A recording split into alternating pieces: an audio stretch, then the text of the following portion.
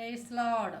Joyce T വിയിലൂടെ ഞങ്ങളെ ശ്രദ്ധിക്കുന്ന എല്ലാ പ്രിയപ്പെട്ട ദൈവമക്കൾക്കും യേശുക്രിസ്തുവിന്റെ നാമത്തിലുള്ള സ്നേഹവും പതനവും അറിയിക്കുന്നു. പ്രിയപ്പെട്ട ദൈവമക്കളെ, എല്ലാവരും കർത്താവിലെ സന്തോഷമായിരിക്കുന്നു എന്ന് വിശ്വസിക്കുന്നു. കർത്താവ് എല്ലാ പ്രിയപ്പെട്ടവരെയും ധാരാളം അനുഗ്രഹിക്കട്ടെ. ഇന്ന് നമ്മോടൊപ്പം അനുഗ്രഹിക്കപ്പെട്ടതായ ഒരു കർത്താവിൻ്റെ ദാസിയാണ് തൻ്റെ ജീവിതത്തിൻ്റെ അനുഭവം ഷെയർ ചെയ്യേണ്ടതിന് കടന്നു വന്നിരിക്കുന്നത്. കർത്താവ് തന്നെ നടത്തിയതായ ഒത്തിരി വിധങ്ങളും വഴികളുമൊക്കെ ഉണ്ട്. അത് ശ്രദ്ധയോടെ, ക്ഷമയോടെ, പ്രാർത്ഥനയോടെ നിങ്ങൾ ഓരോരുത്തരും കേട്ടാൽ പ്രിയപ്പെട്ട ദൈവമക്കളെ, നിങ്ങൾക്കൊക്കെ അത് തീർച്ചയായിട്ടും ആത്മീക വർധനവിനും നിങ്ങളുടെ ജീവിതത്തിന് അതൊരു അനുഗ്രഹത്തിനും കാരണമായി തീരുമെന്ന് ഞാൻ കർത്താവിൽ വിശ്വസിക്കുന്നു. ആ പ്രിയപ്പെട്ട സഹോദരിയെ യേശുക്രിസ്തുവിന്റെ നാമത്തിൽ ഞങ്ങളുടെ ജോയ്സ് ടി വിയിലേക്ക് ഞങ്ങൾ ഹാർദവമായി സ്വാഗതം ചെയ്യുന്നു. ആമേൻ. Praise lord. എന്തുകൊണ്ട് സിസ്റ്ററെ, കർത്താവിൽ സന്തോഷമായിരിക്കുന്നുവോ? സന്തോഷമായിരിക്കുന്നു. ഓക്കെ, കർത്താവ് സഹായിക്കട്ടെ. സിസ്റ്റർ ഞങ്ങളോടൊപ്പം ആയിരിക്കുന്നതിൽ ഞങ്ങൾക്കും സന്തോഷമുണ്ട്. ജീവിതത്തിലെ കർത്താവ് നടത്തിയ ഒത്തിരി വിധങ്ങളും വഴികളും ഒക്കെ ഉണ്ടെന്ന് മനസ്സിലാക്കുന്നു. അതിലേക്ക് പ്രവേശിക്കുന്നതിന് മുന്നമേ തന്നെ നമുക്ക് ദൈവസന്നിധിയിൽ ഒന്ന് പ്രാർത്ഥിക്കാം. ഹല്ലേലൂയ. സ്തോത്രം, സ്തോത്രം. പരിശുദ്ധ കർത്താവേ, നന്ദി നിറഞ്ഞ ഹൃദയത്തോടെ ഞങ്ങൾ അങ്ങയെ സ്തുതിക്കുന്നു, വാഴ്ത്തുന്നു. കർത്താവേ, അങ്ങയുടെ നാമത്തിൽ കർത്താവേ ഞങ്ങൾ അടുത്ത് വന്നിരിക്കുന്നു. ദാസ്യ ദൈവരങ്ങളിൽ ഏൽപ്പിക്കുന്നു. കർത്താവെ, അങ്ങ് നടത്തിയ വിധങ്ങളും വഴികളും ഒക്കെ സംസാരിപ്പാനുള്ള എല്ലാ ദൈവകൃപയും കർത്താവ് കൊടുത്താട്ട് കേൾവിക്കാർക്ക് അത് അനുഗ്രഹമായി തീരട്ടെ. അങ്ങയുടെ നാമം മഹിമപ്പെടുവാൻ ഈ സാക്ഷ്യത്തിലൂടെ കർത്താവ് ഓടുന്ന സഹായിക്കുമാറാകണമേ എന്ന് അപേക്ഷിക്കുന്നു. കർത്താവെ, അനേകർ യേശുക്രിസ്തുവിലേക്ക് കടന്നു വരുവാനും ജീവിക്കുന്ന ഒരു രക്ഷകനെ കണ്ടുമുട്ടുവാനും ഈ സാക്ഷ്യ മുഖാന്തരമാക്കി തീർത്താട്ട് കർത്താവെ, അങ്ങയുടെ സാന്നിധ്യത്തിനുള്ള ഞങ്ങളെ ഇരുത്തിയാട്ട് യേശുക്രിസ്തുവിന്റെ നാമത്തിൽ തന്നെ. ആമേൻ. ഹല്ലേലൂയ. ആമേൻ. ഓക്കെ സിസ്റ്റർ, എവിടുന്നാണ് നമ്മോടൊപ്പം ജോയിൻ ചെയ്തിരിക്കുന്നത്? വീട്ടിൽ ആരൊക്കെയുണ്ട്? അങ്ങനെ ഒന്ന് സ്വയം ഒന്ന് പരിചയപ്പെടുത്തിയാട്ടോ. വീട്ടില് എനിക്ക് അമ്മാവി അമ്മയുണ്ട്. എനിക്ക് ഒരു മോനേ ഉള്ളു. എന്റെ ഭർത്താവ്, ഞാൻ, 2 മക്കള്. മൂത്തത് മോനാണ്. മോൻ കുടുംബമായി. മോനും മരുമോള് 2 കുഞ്ഞുങ്ങളും ഞങ്ങളോടൊപ്പം വീട്ടിലുണ്ട്. പിന്നെ ഇളയത് മകളാണ്. മകളുടെ കല്യാണം കഴിഞ്ഞിട്ട് 2025 ഏപ്രിൽ 30 മകൾ ഇവിടെ ഇല്ല. പഞ്ചാബ് അമൃത്സർ ഗവൺമെന്റ് മെഡിക്കൽ കോളേജിൽ PG ചെയ്യുകയാണ്. മകളുടെ ഭർത്താവ് കൊല്ലം കോടതിയില് മജിസ്ട്രേറ്റ് ആണ്. ഇപ്പൊ ഞങ്ങൾ വീട്ടിലുള്ളത് അമ്മാവി അമ്മ, ഞാൻ, എന്റെ ഹസ്ബൻഡ്, മകൻ, മരുമോൾ, 2 കുഞ്ഞുങ്ങൾ. ഇത്രയും പേരാണ്. കർത്താവ് സഹായിക്കട്ടെ. ജീവിതത്തിലെ കർത്താവ് നടത്തിയ വിധങ്ങളും വഴികളും ഒക്കെ കേൾക്കാം. ഇനിയുള്ള സമയം ഞാൻ സിസ്റ്റിന് നൽകി തരികയാണ്. സിസ്റ്റിന്റെ ജീവിതത്തിന്റെ അനുഭവത്തെ ഷെയർ ചെയ്യാവുന്നതാണ്. Okay, thank you. ദൈവനാമത്തിന് മഹത്വം ഉണ്ടാകട്ടെ. ഈ പുതിയ വർഷത്തിന്റെ പ്രാരംഭ മാസം ഇന്നേ ദിനം 17-ാം തീയതി രാത്രി സമയം 7 എനിക്ക് സർവശക്തനായ ദൈവത്തിന്റെ മുമ്പാകെയും ജോയ്സ് ടിവിയിലെ ദൈവദാസന്മാര്, അതോടൊപ്പം ആരൊക്കെ ആ കർത്തൃവേലയുമായിട്ട് ബന്ധപ്പെടുന്നുവോ അവർക്കെല്ലാവർക്കും ഞാൻ ആദ്യം നന്ദി പറയുന്നു. അതിനു മുന്നമേ സർവശക്തനെ നന്ദി പറഞ്ഞുകൊണ്ട് ഞാൻ ഈ സാക്ഷ്യം പറയാൻ ദൈവസന്നിധിയിൽ ശരണപ്പെടുകയാണ്. കുഞ്ഞാടേ, നീ അറുക്കപ്പെട്ടു, എനിക്കായി നീ തകർക്കപ്പെട്ടു. കുഞ്ഞാടേ, നീ അറുക്കപ്പെട്ടു, എനിക്കായി നീ തകർക്കപ്പെട്ടു. എന്റെ ഘോര പാപം ചുമന്നൊഴിപ്പാൻ എനിക്കായി നിന്നീണം ചൊരിഞ്ഞു. എന്റെ ഘോര പാപം ചുമന്നൊഴിപ്പാൻ എനിക്കായി നിന്നീണം ചൊരിഞ്ഞു. കുഞ്ഞാടേ, നീ അറുക്കപ്പെട്ടു, എനിക്കായി നീ തകർക്കപ്പെട്ടു. കുഞ്ഞാടേ, നീ അറുക്കപ്പെട്ടു, എനിക്കായി നീ തകർക്കപ്പെട്ടു. കർത്താവായ യേശുവിന്റെ നാമത്തിൽ ഞാൻ വീണ്ടും നന്ദി പറഞ്ഞുകൊണ്ട് ദൈവത്തിന് അടുത്ത് വരികയാണ്. എന്റെ പേര് സുഭാഷിണി എന്നാണ്. ഞാൻ തിരുവനന്തപുരം ജില്ലയിൽ കല്ലിയൂർ ദേശത്ത് തെറ്റിവള എന്ന സ്ഥലത്ത് ജനിച്ചു വളരുവാൻ ഇടയായി. എന്റെ മാതാവും പിതാവും, അതായത് എന്റെ മാതാവ് ഒരു വീട്ടമ്മയായിരുന്നു, ഗൃഹഭരണം നോക്കുന്നതായിരുന്നു. എന്റെ പിതാവിന് ബിസിനസ് ആയിരുന്നു, പലവ്യഞ്ജനവും ഫ്ലവർ മില്ലും അതുമായിട്ട് ബന്ധപ്പെട്ടു വന്നു. എന്റെ 9ാം ക്ലാസ്സിൽ ഞാൻ പഠിച്ചുകൊണ്ടിരിക്കുവാണ് എന്റെ പിതാവിന് ഗവൺമെന്റ് ജോലി ലഭിക്കാനൊക്കെ ഇടയായി. ലാസ്റ്റ് ഗ്രേഡ് ജോലിയാണ് ലഭിച്ചത്. എന്തായാലും സാമാന്യം എല്ലാം ഉള്ള ഒരു കുടുംബത്തിൽ ജനിച്ച് വളരുവാൻ ദൈവം സഹായിച്ചു. ഞാനൊരു ബുദ്ധിമുട്ടോ ഇല്ലായ്മകളോ ഒന്നും ജീവിതം അനുഭവിച്ചറിഞ്ഞിട്ടില്ല. എന്റെ പിതാവിന്റെ കരങ്ങളിൽ സാമ്പത്തികം ഇല്ല എങ്കിലും ഞങ്ങളുടെ ആവശ്യങ്ങളെല്ലാം ഉള്ളതുപോലെ നിറവേറ്റി ഞങ്ങളെ കൊണ്ടുപോയി. ഞങ്ങൾ 4 മക്കളാണ്. മാതാവിനും പിതാവിനും. മാതാവ് CSI ക്രിസ്ത്യാനി ആയിരുന്നു. പിതാവ് ഒരു ഹിന്ദു വിശ്വാസിയായിരുന്നു. എന്നാൽ മാതാവിന്റെ പിതാവിന്റെ വിവാഹം CSI ചർച്ചിൽ വെച്ചായിരുന്നു. അവിടെ 4 മക്കളിൽ മൂത്ത മകളാണ് ഞാൻ. എനിക്ക് 12ാം ക്ലാസ് വരെ, അന്നത്തെ പ്രീ ഡിഗ്രി വിദ്യാഭ്യാസം വരെ പഠിക്കുവാൻ ദൈവം കൃപ ചെയ്തു. അതിനുശേഷം ടൈപ്പ് റൈറ്റിങ്ങും തയ്യലും പഠിച്ചുവെങ്കിൽ അതൊന്നും പൂർത്തീകരിച്ചിട്ടില്ല. അങ്ങനെ എന്റെ ജീവിതകാലം കഴിഞ്ഞുപോയി. 21 വയസ്സ് കഴിഞ്ഞപ്പോൾ എന്റെ വിവാഹ സമയമായിട്ട് ഞാൻ ഏറ്റവും അടുത്തിരിക്കുകയാണ്. എന്നെ വിവാഹം കഴിക്കാൻ വന്നത് ഫയർഫോഴ്സിൽ ജോലിയുള്ള ഒരു മനുഷ്യനായിരുന്നു. അമ്മയും മകനും മാത്രമാണ് ആ വീട്ടിൽ ഉള്ളത്. സാമാന്യം ജീവിക്കാനുള്ള കാര്യങ്ങളെല്ലാം ഉണ്ടായിരുന്നു. എന്റെ ഭർത്താവ് എന്ന് പറയുമ്പോൾ സ്വഭാവക്കാരനായിരുന്നു. ഒരു ദുർശീലങ്ങളോ ദുർസ്വഭാവങ്ങളോ ഒന്നുമില്ല. ജോലിക്ക് പോകും. ഭവനത്തിൽ നല്ല മര്യാദയോടെ അച്ഛനില്ലാതെ വളർന്നുകൊണ്ട് വളർത്തുകയും ചുറ്റുപാടുകളൊക്കെ നല്ലൊരു അധ്വാനിയും കൂടെയൊക്കെ ആയിരുന്നു. അവിടെ വന്നിട്ട് എന്റെ കുടുംബജീവിതം ഞാൻ അനുഗ്രഹിക്കപ്പെട്ടതായിരുന്നു. അപ്പൊ വിവാഹ സമയം ഞങ്ങളുടെ കല്യാണം നടന്ന RC ചർച്ചിൽ. എന്റെ ഭർത്താവ് RC ചർച്ചിൽ പോകുന്ന ആരാധനയ്ക്ക് അവർ ആരാധനയെന്ന് അറിയില്ല, പൂജയ്ക്ക് പോകുന്ന വ്യക്തികളായിരുന്നു. സ്തുതിക്കുന്നു. CSIയിൽ അവർക്ക് വരുവാൻ ബുദ്ധിമുട്ടായത് കൊണ്ട് CSIക്കാരെ ഞാൻ അങ്ങോട്ട് പോയി. അതുകൊണ്ട് ഞങ്ങളുടെ വിവാഹം RC ചർച്ചിൽ വെച്ചായിരുന്നു. ഭർതൃഗ്രഹത്തിലേക്ക് വന്ന് ഞങ്ങൾ ഭർത്താവുമായിട്ട് RC ചർച്ചിൽ ഞങ്ങൾ ആരാധനയ്ക്ക് വയ്ക്കൊണ്ടിരുന്നു. കുറെ നാൾ കഴിഞ്ഞ് ഞങ്ങൾക്കൊരു മകൻ ജനിപ്പാലുണ്ടായി. മകന്റെ ശിശു സ്നാനവും ആ ചർച്ചിൽ വെച്ച് നടക്കുകയുണ്ടായി. അന്ന് ഞങ്ങൾ ഈ ദൈവത്തിന് കണ്ടെത്തിയിട്ടില്ലായിരുന്നു.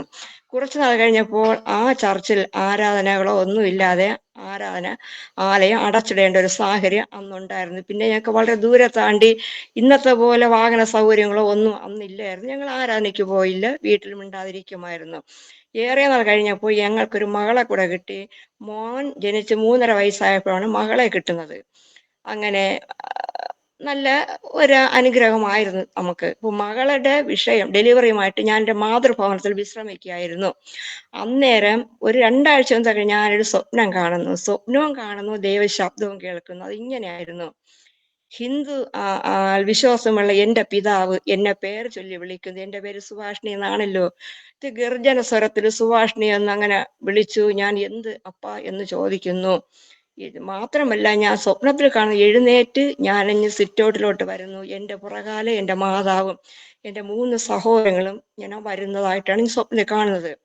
ഞാൻ സിറ്റൗട്ടിൽ വന്നപ്പോൾ എന്റെ പിതാവ് സത്യവേദ പുസ്തകം കയ്യിൽ തുറന്ന് ഇങ്ങനെ വച്ചിരിക്കുകയാണ്. ഞാൻ എന്താപ്പാന്ന് ചോദിച്ചവൻ പറഞ്ഞു, പുസ്തകം നോക്കിക്കൊണ്ട് പറഞ്ഞു, നിങ്ങൾ ഈ പുസ്തകത്തിൽ പറഞ്ഞിരിക്കുന്ന പോലെ അനുസരിച്ച് മാനസാന്തരപ്പെടുവിൻ, അല്ലെങ്കിൽ നിങ്ങൾക്ക് ഈ ലോകത്തിൽ ജീവിക്കാൻ ബുദ്ധിമുട്ടാണ്. ഇപ്പൊ മാനസാന്തരം എന്നുള്ള പദം പറയാൻ പോലെ എൻ്റെ അപ്പൻ അറിഞ്ഞൂടാ. അപ്പൊ ഈ സ്വപ്നം കണ്ട് ശബ്ദം കേട്ട് ഞാൻ കുഞ്ഞുമായിട്ട് കട്ടിൽ കിടക്കുകയാണ്. ഞാൻ ഉണർന്ന് വല്ലാതെ ഒരു ഇതായി. എൻ്റെ അപ്പൻ ഇങ്ങനെ പറഞ്ഞു, അത് എന്നെ വിട്ടു പോകുന്നില്ല. അങ്ങനെ വളരെ നേരം വെളുത്ത ശേഷം ഞാൻ അടുക്കളയിൽ പോയി. എൻ്റെ അമ്മ നിൽക്കുകയാണ്. അമ്മയോട് പറഞ്ഞു, ഞാൻ ഇന്ന് രാത്രി ഉറങ്ങിയില്ല, ഒരു സ്വപ്നവും കണ്ട് ശബ്ദവും കേട്ട്. ഇതാണ് ജീവിതത്തിൽ ആദ്യം ഞാൻ കാണുന്നത്. ഒരു വല്ലായ്മയാണ്. ഇങ്ങനെ പറഞ്ഞപ്പോൾ എൻ്റെ മാതാവ് കളി പറഞ്ഞു, നിന്റെ അപ്പൻ പള്ളി അച്ഛനാവാൻ പോകുന്നതായിരിക്കും, അതായിരിക്കും സ്വപ്നം കണ്ടെന്ന് പറഞ്ഞ് സഹോദരങ്ങളായിട്ടൊക്കെ അന്ന് ചിരിച്ച് കളഞ്ഞു. പക്ഷെ ഈ സ്വപ്നം എൻ്റെ മനസ്സിൽ ഇങ്ങനെ തളം കെട്ടി ഇങ്ങനെ കിടക്കുകയാണ്. ഈ ശബ്ദവും കിടക്കുകയാണ്. പിറ്റേ ആഴ്ച ആയപ്പോൾ ഞങ്ങൾ എൻ്റെ മാതാവിന്റെ ഭവനത്തിന്റെ ഒരു കിലോമീറ്റർ അപ്പുറം ഒരു ബ്രദറിൻ സഭ ഹാള് പ്രതിഷ്ഠ നടക്കുന്നത്. അന്നേ ദിവസം ഒരു 11:30 മണിയായപ്പോൾ പകൽക്കാലം ഒരു 5 ദൈവദാസന്മാര് ഞങ്ങളുടെ ഭവനത്തിലോട്ട് കയറി വരികയാണ്. ഇത് ഞാൻ അകത്തു നിന്ന് കാണുന്നു. എൻ്റെ മാതാവും എൻ്റെ ഇളയ സഹോദരങ്ങൾ, വേറെ ബന്ധു 2 പിള്ളേരുണ്ടായിരുന്നു. ഇവരെ കണ്ടത് കൊണ്ട് അകത്തേക്കോട്ട് വലിഞ്ഞ് കയറി അങ്ങ് പോയി. ഞാൻ അവിടെ വന്ന് കാണുന്നു, അവരെന്നെ ജനലിൽ കൂടെ കാണുന്നു. സഹോദരി പ്രൈസ് ദി ലോർഡ് എന്ന് പറയും. എനിക്ക് തിരിച്ച് പ്രൈസ് ദി ലോർഡ് പറയാൻ അന്ന് അറിഞ്ഞൂടായിരുന്നു. ഞാൻ മിണ്ടാ നിന്നു. ഞാൻ നിന്നുകൊണ്ട് ഇരിക്കാൻ പറഞ്ഞു. അവര് തന്നെ വാതിൽ തള്ളി തുറന്ന് കയറി ഇരുന്നിട്ട് എൻ്റെ അമ്മയോ സഹോദരൻ ആരും വന്ന് അവരോട് സംസാരിക്കുന്നില്ല. ഞാൻ ഈ അനുഭവത്തിൽ കിടക്കൊണ്ട് എനിക്ക് ഫ്രണ്ടിലോട്ട് പോകുമ്പോൾ ബുദ്ധിമുട്ടായിരുന്നു. ഞാൻ എങ്കിലും അല്പം തലവൊക്കെ നിന്നപ്പോഴേ അവരെൻ്റെ അടുത്ത് കുശലം പറയാം. സുവിശേഷം എന്ന് പറയാൻ അറിഞ്ഞൂടാന്ന്. എന്തോ കുശലങ്ങളൊക്കെ ചോദിച്ചു. ഞാൻ അങ്ങനെ പറയുകയാണ്. അപ്പോൾ ഞാൻ അടുത്തൊരു ചർച്ച ഉണ്ട്, അത് പണി കഴിപ്പിച്ച് അവിടെ നിന്ന് ദൈവദാസന്മാരാണ്. എന്ന് പറഞ്ഞ് അവരങ്ങ് സുവിശേഷം പറയാൻ തുടങ്ങി. അല്പനേരം കഴിഞ്ഞിട്ട് അവർ പറഞ്ഞു, സഹോദരി, കർത്താവായ യേശുവിനെ സ്വന്തം രക്ഷിതാവായി സ്വീകരിച്ച സഹോദരിക്ക് നിത്യത അവകാശമാണ് എന്ന് ഇങ്ങനെ കുറച്ച് കാര്യങ്ങളൊക്കെ പറഞ്ഞ് കേട്ടുകൊണ്ടിരുന്ന അവസാനം പറഞ്ഞു, രക്ഷിക്കപ്പെടാൻ മനസ്സുണ്ടോ എങ്കിൽ ഇന്ന് കർത്താവ് ഇങ്ങനെ കൈക്കൊള്ളുന്നുള്ള കാര്യമൊക്കെ പറഞ്ഞപ്പോൾ ഞാൻ പറഞ്ഞു, ഞാൻ പ്രസവിച്ച് കിടക്കുകയാണ്, എനിക്കൊരു ഭർത്താവുണ്ട്, 2 കുഞ്ഞുങ്ങളുണ്ട്, അത് എന്തോ ആകട്ടെ സഹോദരിക്ക് രക്ഷിക്കപ്പെടാൻ മനസ്സിലാവും. അപ്പൊ വീണ്ടും ഒരു ആഴത്തിൽ നിന്ന് വചനം പറഞ്ഞു, രക്ഷിക്കപ്പെടാൻ ഭർത്താവിൻ്റെയും ആരുടെയും അനുവാദം വേണ്ട, ഇത് വ്യക്തിപരമായ തീരുമാനമാണ്, സമർപ്പണമാണ് എന്ന് ഞാൻ പറഞ്ഞു. അപ്പോൾ ഞാൻ അവസാനം നല്ല മനസ്സോടെയല്ല, ഞാൻ തലയാട്ടി എന്ന് പറഞ്ഞ്, ശരി സഹോദരി, പ്രാർത്ഥിക്കാൻ മുൻപോട്ട് വരണമെന്നുണ്ട്. അപ്പൊ ഞാൻ അങ്ങ് അറിയാതെ മുട്ടുമടക്കി കൊടുത്തു. അവര് എല്ലാവരും എൻ്റെ തലയിൽ കഴിച്ചു പ്രാർത്ഥിച്ചു. അങ്ങനെ അനുഗ്രഹിച്ച് അവരങ്ങനെ പോയി. അപ്പം പോയതിന് ശേഷം എൻ്റെ വീടിനകത്ത് ഭയങ്കര ചിരിയും വിഷയങ്ങളൊക്കെ ആയിരുന്നു, പരിഹാസ വിഷയം അങ്ങനെയൊക്കെ ആയിരുന്നു. അപ്പോൾ ഈ പ്രാർത്ഥനാ വാചകങ്ങൾ എൻ്റെ ഉള്ളത്തിൽ കിടന്ന് വട്ടം കറങ്ങുകയാണ്. അവർ പ്രാർത്ഥിച്ച ആ വചന രീതിയും വചനങ്ങളെല്ലാം. അതിനുശേഷം ഞാൻ വെറുതെ ഇരിക്കുന്നു, ഞാനല്ല പ്രാർത്ഥിക്കുക, എൻ്റെ ഹൃദയത്തിൽ നിന്ന് ചുമ്മാ യേശുവേ എന്ന് വിളിച്ച് എൻ്റെ അറിവിനോത്തവും ദൈവം ഞാൻ പ്രാർത്ഥിക്കാൻ തുടങ്ങി. അങ്ങനെ പിന്നെ മൗനമായിരിക്കാൻ എനിക്ക് കഴിഞ്ഞില്ല. അതൊരു തുടക്കമായിരുന്നു, ഞാൻ അങ്ങനെ പ്രാർത്ഥിക്കും ആയിരുന്നു. എന്തായാലും 3 മാസം കഴിഞ്ഞു ഞാൻ കുഞ്ഞുമായിട്ട് എൻ്റെ ഭർതൃഗൃഹത്തിലേക്ക് വന്നു. ഭർതൃഗൃഹത്തിലേക്ക് വന്ന് എൻ്റെ മകൾക്കൊരു 1.5 വയസ്സായപ്പോഴത്തേക്ക് ഞാനൊരു സ്വപ്നം കാണുന്നത് ഇങ്ങനെയാണ്. ഞാൻ 2 കുഞ്ഞുങ്ങളുമായിട്ട് ഒരു കായൽ തീരത്തൂടെ നടന്നു പോവുകയാണ്. എൻ്റെ 2 കരങ്ങളിൽ 2 കുഞ്ഞുങ്ങളും പിടിച്ചിട്ടുണ്ട്. അപ്പം വലത് കരത്തിൽ എൻ്റെ മോള് അന്ന് പിച്ച വെച്ച് നടക്കുന്ന സമയമാണ്. ഈ പോകുന്ന സമയത്ത് എൻ്റെ മകൾ എൻ്റെ കയ്യിൽ നിന്ന് വഴുതി കായലിലോട്ട് അങ്ങനെ വഴുതി പോയി. എനിക്ക് പിടിക്കാൻ പറ്റിയില്ല, അങ്ങ് അകപ്പെട്ടു പോയി. ഞാൻ അങ്ങനെ ഉറക്കത്തിലാണ് ഇതെല്ലാം അലറി വെച്ച് കരഞ്ഞപ്പോൾ കേട്ടുകൊണ്ടിരുന്ന ആൾക്കാർ ഓടി വന്നു. എന്തെന്ന് ചോദിച്ചാൽ എനിക്ക് വാ തുറന്ന് പറയാൻ വയ്യ, ആക്ഷൻ കാണിച്ചു ഇങ്ങനെ പോയെന്ന് പറഞ്ഞു. അന്നേരം ഞാൻ തളർന്നിരിക്കുമ്പോൾ അറിയുന്നത് എൻ്റെ ഭർത്താവ് കേരള ഫയർഫോഴ്സ് ജോലി ചെയ്യാണ്. അന്ന് ഈ ഫോൺ സൗകര്യങ്ങളൊന്നും ഇല്ല. ഞാൻ കാണുന്നത് എൻ്റെ ഭർത്താവിന് ആരോ ഇങ്ങനെ വിളിച്ച് പറഞ്ഞിരിക്കുന്നു, വല്ലയിടത്തൊരു ലൈൻ ഫോണേ ഉള്ളൂ, വിളിച്ചിരിക്കുന്നു. അപ്പൊ കേരളത്തിലെ എല്ലാ ഫയർഫോഴ്സ് ഓഫീസിലെ അവർ വന്നു ഈ കായലിലെ വെള്ളം വറ്റിച്ചിട്ട് എൻ്റെ കുഞ്ഞിനെ കാണാൻ കഴിയുന്നില്ല. അങ്ങനെ ഒരു അടുത്തൊരു കേൾവി അറിയുന്നു എൻ്റെ കുഞ്ഞിനെ കിട്ടിയെന്ന്.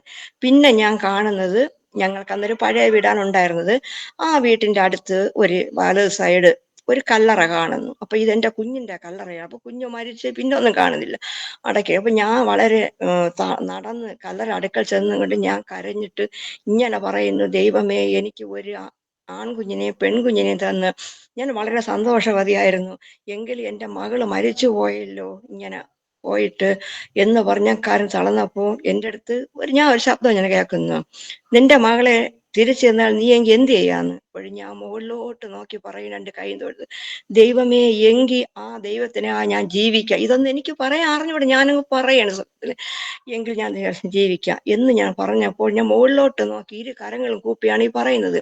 മുകളിൽ നിന്ന് ആരോ എൻ്റെ കുഞ്ഞിനെ താഴേക്ക് തരുന്നത് ഞാൻ 2 കരം നീട്ടി കുഞ്ഞിനെ വാങ്ങിച്ചു കണ്ണു തുറന്നു. എനിക്കത് മാനസികമായി വളരെ ക്ഷീണവും തളർച്ചയൊക്കെ ആയിരുന്നു. ഇത് നിമിത്തം എനിക്ക് ചില ദിവസം പനി വരെ ആയിട്ട് ഞാൻ അങ്ങനെ കിടന്നു.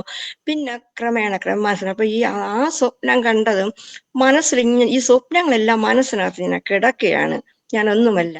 അപ്പോൾ ദൈവമേ, എങ്കിൽ ഞാൻ ആ ദൈവത്തിനായിട്ട് ജീവിക്കാം എന്ന് ഈ പറഞ്ഞപ്പോ അത് എന്നെ വല്ലാതെ അലക്കുകയാണ്. അപ്പോൾ ഒരുടെ ആരാധനയ്ക്കൊന്നും പോക്കില്ല.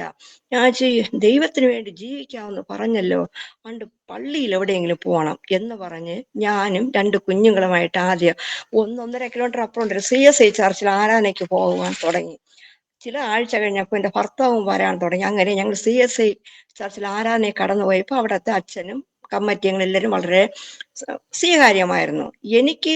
ഞാൻ ചോദിക്കാതെ തന്നെ സൺഡേ സ്കൂൾ അധ്യാപികയായിട്ട് എന്നെ നിയമിച്ചു. എനിക്ക് വളരെ സന്തോഷമാണ്. ഞാൻ ദൈവത്തിന് വേണ്ടി ജീവിക്കാന്നല്ലേ പറഞ്ഞു. ഞാൻ ചോദിക്കാതെ, ഞാൻ പറയാതെ കമ്മിറ്റി അംഗങ്ങൾ എന്നെ സൺഡേ സ്കൂൾ പഠിപ്പിക്കാനായി ഇരുത്തിയല്ലോ, അതെനിക്ക് വലിയൊരു അനുഗ്രഹമായി തീർന്നു.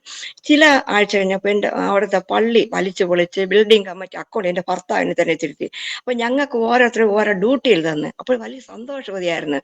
ദൈവത്തിന് വേണ്ടി ജീവിക്കാന്ന് പറഞ്ഞല്ലോ, കണ്ട പള്ളിയിൽ പോയി നല്ലതായി, ഭർത്താവിന് ഒരു ജോലി, എനിക്കൊരു ജോലി. അങ്ങനെ പൊയ്ക്കൊണ്ടിരുന്ന സമയത്ത് എനിക്ക് അല്പ ശാരീരിക ബുദ്ധിമുട്ടുകൾ വരാനിടയായി. ഞാൻ എൻ്റെ മോളെ പ്രസവിച്ചിരുന്ന സമയത്ത് എൻ്റെ വലത് കണ്ണിന്റെ തള്ളവിരലിൽ നല്ലൊരു മരവിപ്പ് അനുഭവപ്പെട്ടു. അപ്പൊ തൈലമൊക്കെ ഇടുമായിരുന്നു മുകളിലോട്ട്, വേറെ പ്രശ്നമൊന്നുമില്ല. അപ്പൊ ഈ മരവിപ്പ് എനിക്ക് മുട്ട് വരെ വ്യാപിക്കുകയും ചെയ്തു. എനിക്ക് ശരീരത്തിലെ പൊള്ളല് പോലെ മഞ്ചാടിക്കുരു പോലെ വന്നിട്ട് അതിന് പൊട്ടി ഇങ്ങനെ ചലം ഒലിക്കുകയും ശരീരം നിറയെ അങ്ങനെയൊക്കെ ആയിരുന്നു. എന്നും പനിയും പ്രയാസവും ഇങ്ങനെയാണ്. കുഞ്ഞുങ്ങളെ നോക്കാൻ വയ്യ, ആരോഗ്യസ്ഥിതി മോശം. ഭർത്താവ് നൈറ്റ് ഡേ ഡ്യൂട്ടിക്ക് പോയിട്ട് വന്നിട്ടാണ് ഈ കുഞ്ഞുങ്ങളുടെ വസ്ത്രവും എൻ്റെ വസ്ത്രവും ഒക്കെ അലക്കി ചെയ്ത് എല്ലാം ഉണക്കി അടുത്ത ഡ്യൂട്ടിക്ക് വേണമെങ്കിൽ മടക്കി. അങ്ങനെ നല്ലൊരു മനുഷ്യനായിരുന്നു. എനിക്ക് വേറെ ചുറ്റുപാട് ഒരു ബുദ്ധിമുട്ടില്ലായിരുന്നു. ഇങ്ങനെ സൗഖ്യമില്ലാതെ ഭാരപ്പെടുന്ന സമയത്ത് പല ഡോക്ടർമാരെയും പല മരുന്നുകൾ കഴിച്ച ഒരു കുറവുമില്ല, പനിയും കുറയുന്നില്ല, ഈ പൊള്ളലിനൊരു മാറ്റം വരില്ല. അങ്ങനെ ഞങ്ങളുടെ ബന്ധു ഇങ്ങനെ പറഞ്ഞു, ക്യാൻസർ രോഗിക്ക് മരുന്ന് കൊടുക്കുന്ന വൈദ്യരുണ്ട്, നല്ല വൈദ്യനാണ്, അവിടെ ഓരോ പോവാന്ന് പറഞ്ഞു. അങ്ങനെ ഞാനും എൻ്റെ ഭർത്താവ്, എൻ്റെ അപ്പനും എൻ്റെ മാമനും കൂടി ആ ഭാഗത്ത് കടന്നു പോയപ്പോൾ അവിടെ ബൈബിൾ ഇങ്ങനെ വച്ചിരിക്കുന്നു. വൈദ്യൻ പറഞ്ഞ 4ാമത്തെ പ്രാവശ്യമാണ് ബൈബിൾ വായിച്ചുകൊണ്ടിരിക്കുന്നത്. ഞങ്ങൾ മിണ്ടാതെ കേട്ടോണ്ടിരുന്നു. എൻ്റെ കൈനാടി നോക്കിയിട്ട് പറഞ്ഞു, രോഗം പറയുന്നത് പ്രാർത്ഥനയിലേ സുഖമാവുള്ളൂ പിന്നെ എന്ന് പറഞ്ഞു. ഞാൻ കേട്ട് മിണ്ടായിരിക്കണം. പ്രാർത്ഥനയുടെ സൗണ്ട്, പ്രാർത്ഥിച്ച് സുഖമാകാൻ പോകണോ മരുന്ന് കഴിച്ച് സുഖമാകണം പറഞ്ഞു. പ്രാർത്ഥനയിൽ സുഖമാണെന്ന് പറഞ്ഞാൽ ഞങ്ങൾ ഇത് ആദ്യമായിട്ട് കേൾക്കണത്, നമുക്കൊന്നും അറിഞ്ഞൂടാ. മിണ്ടാതിരുന്നപ്പോ എൻ്റെ പിതാവ് പറഞ്ഞു, ആ മരുന്ന് കൊടുക്കണം, പ്രാർത്ഥിക്കുകയും ചെയ്യും, മരുന്ന് കഴിക്കട്ടെ, എല്ലാം വേണമല്ലോ എന്ന് പറഞ്ഞു. 101 പൊതിയുള്ള മരുന്ന് അങ്ങനെ പൊതിഞ്ഞ് പത്യത്തിന്റെ വിഷയവും പറഞ്ഞ് ഞങ്ങളെ വീട്ടിലേക്ക് യാത്ര അയച്ചു. അപ്പൊ ഈ മരുന്ന് വച്ചേക്കേണ്ട സ്ഥലം പണ്ടത്തെ ചെളി കൊണ്ട് മെഴി ചാണകം കൊണ്ട് മെഴിഞ്ഞ അടുപ്പുണ്ട്, അതിന്റെ മീതെ ഇട്ടിരിക്കേണ്ടത്. അങ്ങനെ തന്നെയായിരുന്നു അന്നത്തെ കാലത്ത് ഞങ്ങളെ വീട്ടിലെ അടുപ്പ്, അങ്ങനെയായിരുന്നു. വൈകുന്നേരം വന്ന് ഈ പൊതിയോടെ 101 പൊതി മരുന്നും പൊതിയോടെ തന്ന വൈദ്യുതി പിറ്റേ ദിവസം കഴിക്കേണ്ടത് അടുപ്പിന്റെ മീതെ വച്ചിരിക്കേണ്ടത്. അന്നൊക്കെ അടുപ്പിൽ തീ കത്തിക്കുന്നത് എൻ്റെ അമ്മാവിയമ്മയാണ്. അവര് വളരെ കെയറായിട്ടാണ് കത്തിക്കുന്നത്, നമ്മളെ പോലെയൊന്നുമില്ല, അകത്ത് തീ നിൽക്കത്ത രീതിയിലേ കത്തിക്കുള്ളൂ. അങ്ങനെയാണ്. പിറ്റേ ദിവസം രാവിലെ മരുന്നിന് വേണ്ടി നോക്കിയപ്പോൾ ഈ പൊതി മരുന്നോടെ കണ്ടില്ല. അപ്പോഴ് അന്ന് എലി എടുത്തുകൊണ്ട് പോയി, പൂച്ച എടുത്തുകൊണ്ട്, ഈ മരുന്നിന്റെ സ്മെല്ലടിച്ചാൽ ഒന്നും കൊണ്ടുപോകില്ല. എല്ലോടെ നോക്കിയിട്ട് ഈ മരുന്നിന്റെ ഒരു പേപ്പർ ഒന്നും അടുക്കളയ്ക്കകത്തോ ആ പരിസരത്തോ കാണാനില്ല. അപ്പം വൈദ്യം പറഞ്ഞ പദം കിടന്ന് കറങ്ങാണ്. രോഗം പറയുന്നത് പ്രാർത്ഥിച്ച് സുഖമാവുള്ളൂ, പ്രാർത്ഥനയാലേ സുഖമാവുള്ളൂ, അതുകൊണ്ട് പ്രാർത്ഥിച്ച് സുഖമാക്കാൻ വേണം, മരുന്ന് കഴിച്ച് സുഖമാക്കണം. ഇതിങ്ങനെ വട്ടം കിടന്ന് കറങ്ങിയപ്പോൾ നമുക്ക് ഈ പ്രാർത്ഥനയായിട്ട് വലിയ ബന്ധമൊന്നുമില്ല. നമ്മൾ വീട്ടിൽ ഇരുന്ന് എന്തെങ്കിലുമൊക്കെ പ്രാർത്ഥിക്കും, അത്ര തന്നെ. ബൈബിൾ വായിക്കും, എന്തെങ്കിലും. ഈ പ്രാർത്ഥനയായിട്ട് വല്ല നമുക്ക് കാരണം പ്രാർത്ഥനക്കാർ ഇന്നത്തെ പോലെ സുലഭമല്ലായിരുന്നു, അന്ന് വിരളമായിരുന്നു. അങ്ങനെ ഇരുന്ന് ആ സമയത്ത് വിഷമിച്ചിരുന്നോണ്ടിരുന്നപ്പം എൻ്റെ അമ്മാവിയമ്മ വൈകുന്നേരം മീൻ ചന്തയിൽ പോയപ്പോൾ അവരുടെ അനുജത്തി, അവർ പെന്തക്കോസ്തിൽ പോകുന്ന ഒരു ആന്റിയായിരുന്നു, വഴിയിൽ വെച്ച് കണ്ടു. എൻ്റെ വിശദ കാര്യം കേട്ടപ്പോൾ ഇങ്ങനെയാണ് എന്ന് പറഞ്ഞു. അപ്പൊ അവര് ചോദിച്ചു, ഞങ്ങളൊരു ദിവസം പ്രാർത്ഥനയ്ക്ക് വരട്ടോ, പള്ളിയിൽ വേറെ ഉണ്ട് പ്രാർത്ഥിക്കുന്ന നല്ല ആന്റിമാരുണ്ട്, വരട്ടോ, സമ്മതമാണെങ്കിൽ പറയാൻ പറഞ്ഞു. അപ്പൊ എന്നോടൊന്ന് പറഞ്ഞു, ഇങ്ങനെയാണ് അനുജത്തിയൊക്കെ പറഞ്ഞു.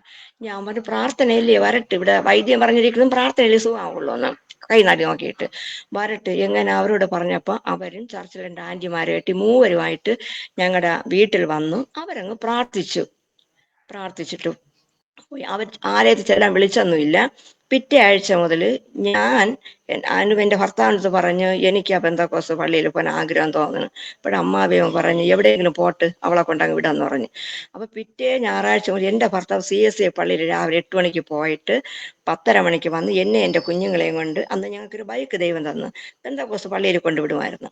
അപ്പോൾ അവിടെ അങ്ങനെ ആരാധനയ്ക്ക് പോയി വചനം കേട്ട് വന്ന് എനിക്ക് എൻ്റെ ശരീരത്തിൽ ചലമാണ് ഒളിച്ചോണ്ടിരിക്കുന്നത്. കാലിൽ പൊറുക്കാത്ത വലിയ 3 പുണ്ണിരുന്നു, പഴുപ്പും ചല ഒലിച്ചുകൊണ്ടിരിക്കുക. അപ്പോൾ ഞാൻ ഒരു പേപ്പർ ഷീറ്റ് കൊണ്ടുപോകും, അത് ബാക്കിലിട്ട് കാല് വെച്ചാൽ അല്ലെങ്കിൽ പായലൊക്കെ അങ്ങ് ആയിപ്പോവും. അങ്ങനെ ഒരു അനുഭവത്തിലായിരുന്നു. ഒരു സ്മെല്ലായിരുന്നു. ആട്ടിന് മരം ഇടുന്ന ടർപ്പനാണ് എൻ്റെ ഭർത്താവ് വന്ന് എൻ്റെ കാലിലിട്ട് തരണം. കാര്യം എൻ്റെ ചുറ്റും ഈച്ച ഇങ്ങനെ അരിച്ചുകൊണ്ടിരിക്കും. എത്ര കുളിച്ച് വൃത്തിയായിരുന്നാലും എൻ്റെ മേലും വസ്ത്രം ഒരു സ്മെല്ല് വന്നുകൊണ്ടിരിക്കുമായിരുന്നു. എൻ്റെ മൂത്ത മകൻ അന്ന് 3.5, 4, 5 വയസ്സായി വന്നിട്ട്, അവന് പോലും അടുത്ത് വന്നിരിക്കാൻ ഒരു ബുദ്ധിമുട്ടായിരുന്നു. അങ്ങനെ ഒരു അനുഭവത്തിൽ കൂടെ ഒക്കെ കടന്നുപോയി. എന്തായാലും ഒരു 4-5 ആഴ്ച ബന്ധക്കോസ്ത് ചർച്ചിൽ പോയപ്പോൾ ഒരു ദിവസം എൻ്റെ ഭർത്താവ് ഡ്യൂട്ടിക്ക് പോയിട്ട് വന്ന് പറഞ്ഞു, സഹോദരി, ഇനി സഹോദരിയുടെ സഹോദരനും ബന്ധക്കോസ്ത് പള്ളിയിൽ വരാമെന്ന് വിചാരിക്കണമെന്ന് പറഞ്ഞു. ഞാൻ പറഞ്ഞു, ഓ നല്ല കാര്യം എന്ന് പറഞ്ഞു. പിറ്റേ ആഴ്ച അതിന്റെ പിറ്റേ ദിവസം ഈ CSA പള്ളിയുടെ എല്ലാ കണക്കുകളും ബുക്കുകളും ഇദ്ദേഹത്തിന്റെ കാര്യങ്ങൾ വീട്ടിലിരുന്നു. വൈകുന്നേരം സന്ധ്യയായപ്പോൾ അങ്ങ് മിഷൻ വീട്ടിൽ അച്ഛൻ്റെ കൊടുത്തിട്ട്, അച്ഛാ, ഞാൻ ഇനി ഇവിടെ പള്ളിയിൽ വരുന്നില്ല, ഈ കണക്കുകളും കാര്യം വേറെ ഏൽപ്പിക്കണം, എൻ്റെ ഭാര്യയ്ക്ക് നല്ല സുഖമില്ലല്ലോ, പെന്തക്കോസ്ത് പള്ളിയിൽ പോയിരിക്കണം, ഞാനും ഇനി അങ്ങോട്ട് പോകാമെന്ന് വിചാരിച്ചു എന്ന് പറഞ്ഞു.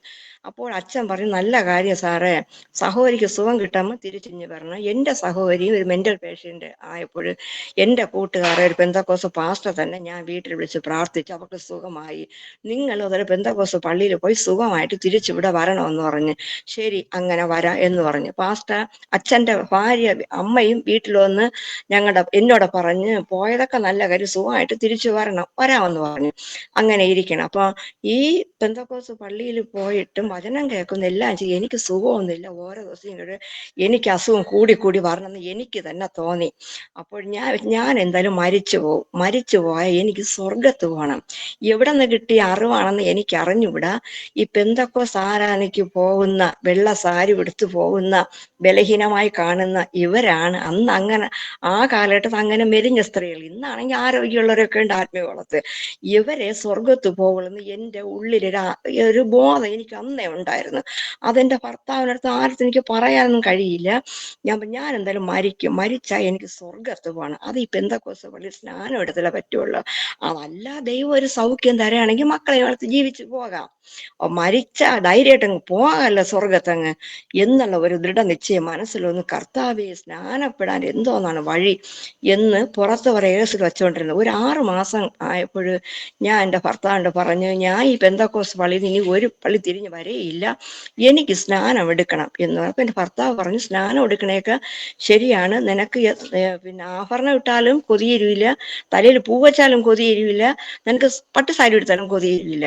പെന്തക്കോസ്ത് പള്ളിയിൽ പോയാൽ ഇതൊന്നും പിന്നെ ഉപയോഗിക്കാം, അത് ഓർത്തിട്ട് വേണം സ്നാനപ്പെടണ കാര്യം. ഞാൻ പറഞ്ഞു, പട്ടുസാരിയും വേണ്ട, പിച്ചിപ്പൂവും വേണ്ട, റോസാപ്പൂവും വേണ്ട, എനിക്ക് ആഭരണം ഒന്നും വേണ്ട. അന്ന് എനിക്ക് 17 വളയുണ്ടായിരുന്നു, 5 മോതിരം ഉണ്ടായിരുന്നു, പിന്നെ 5 മാലയുണ്ടായിരുന്നു, ചെവിയിലെന്ന് ബാക്കിലോട്ട് കൊരുത്ത് വയ്ക്കുക മാട്ടി ഉണ്ടായിരുന്നു. അങ്ങനെ ആർഭാടമായിട്ടൊക്കെയാണ് ഞാൻ നടങ്ങുന്നത്.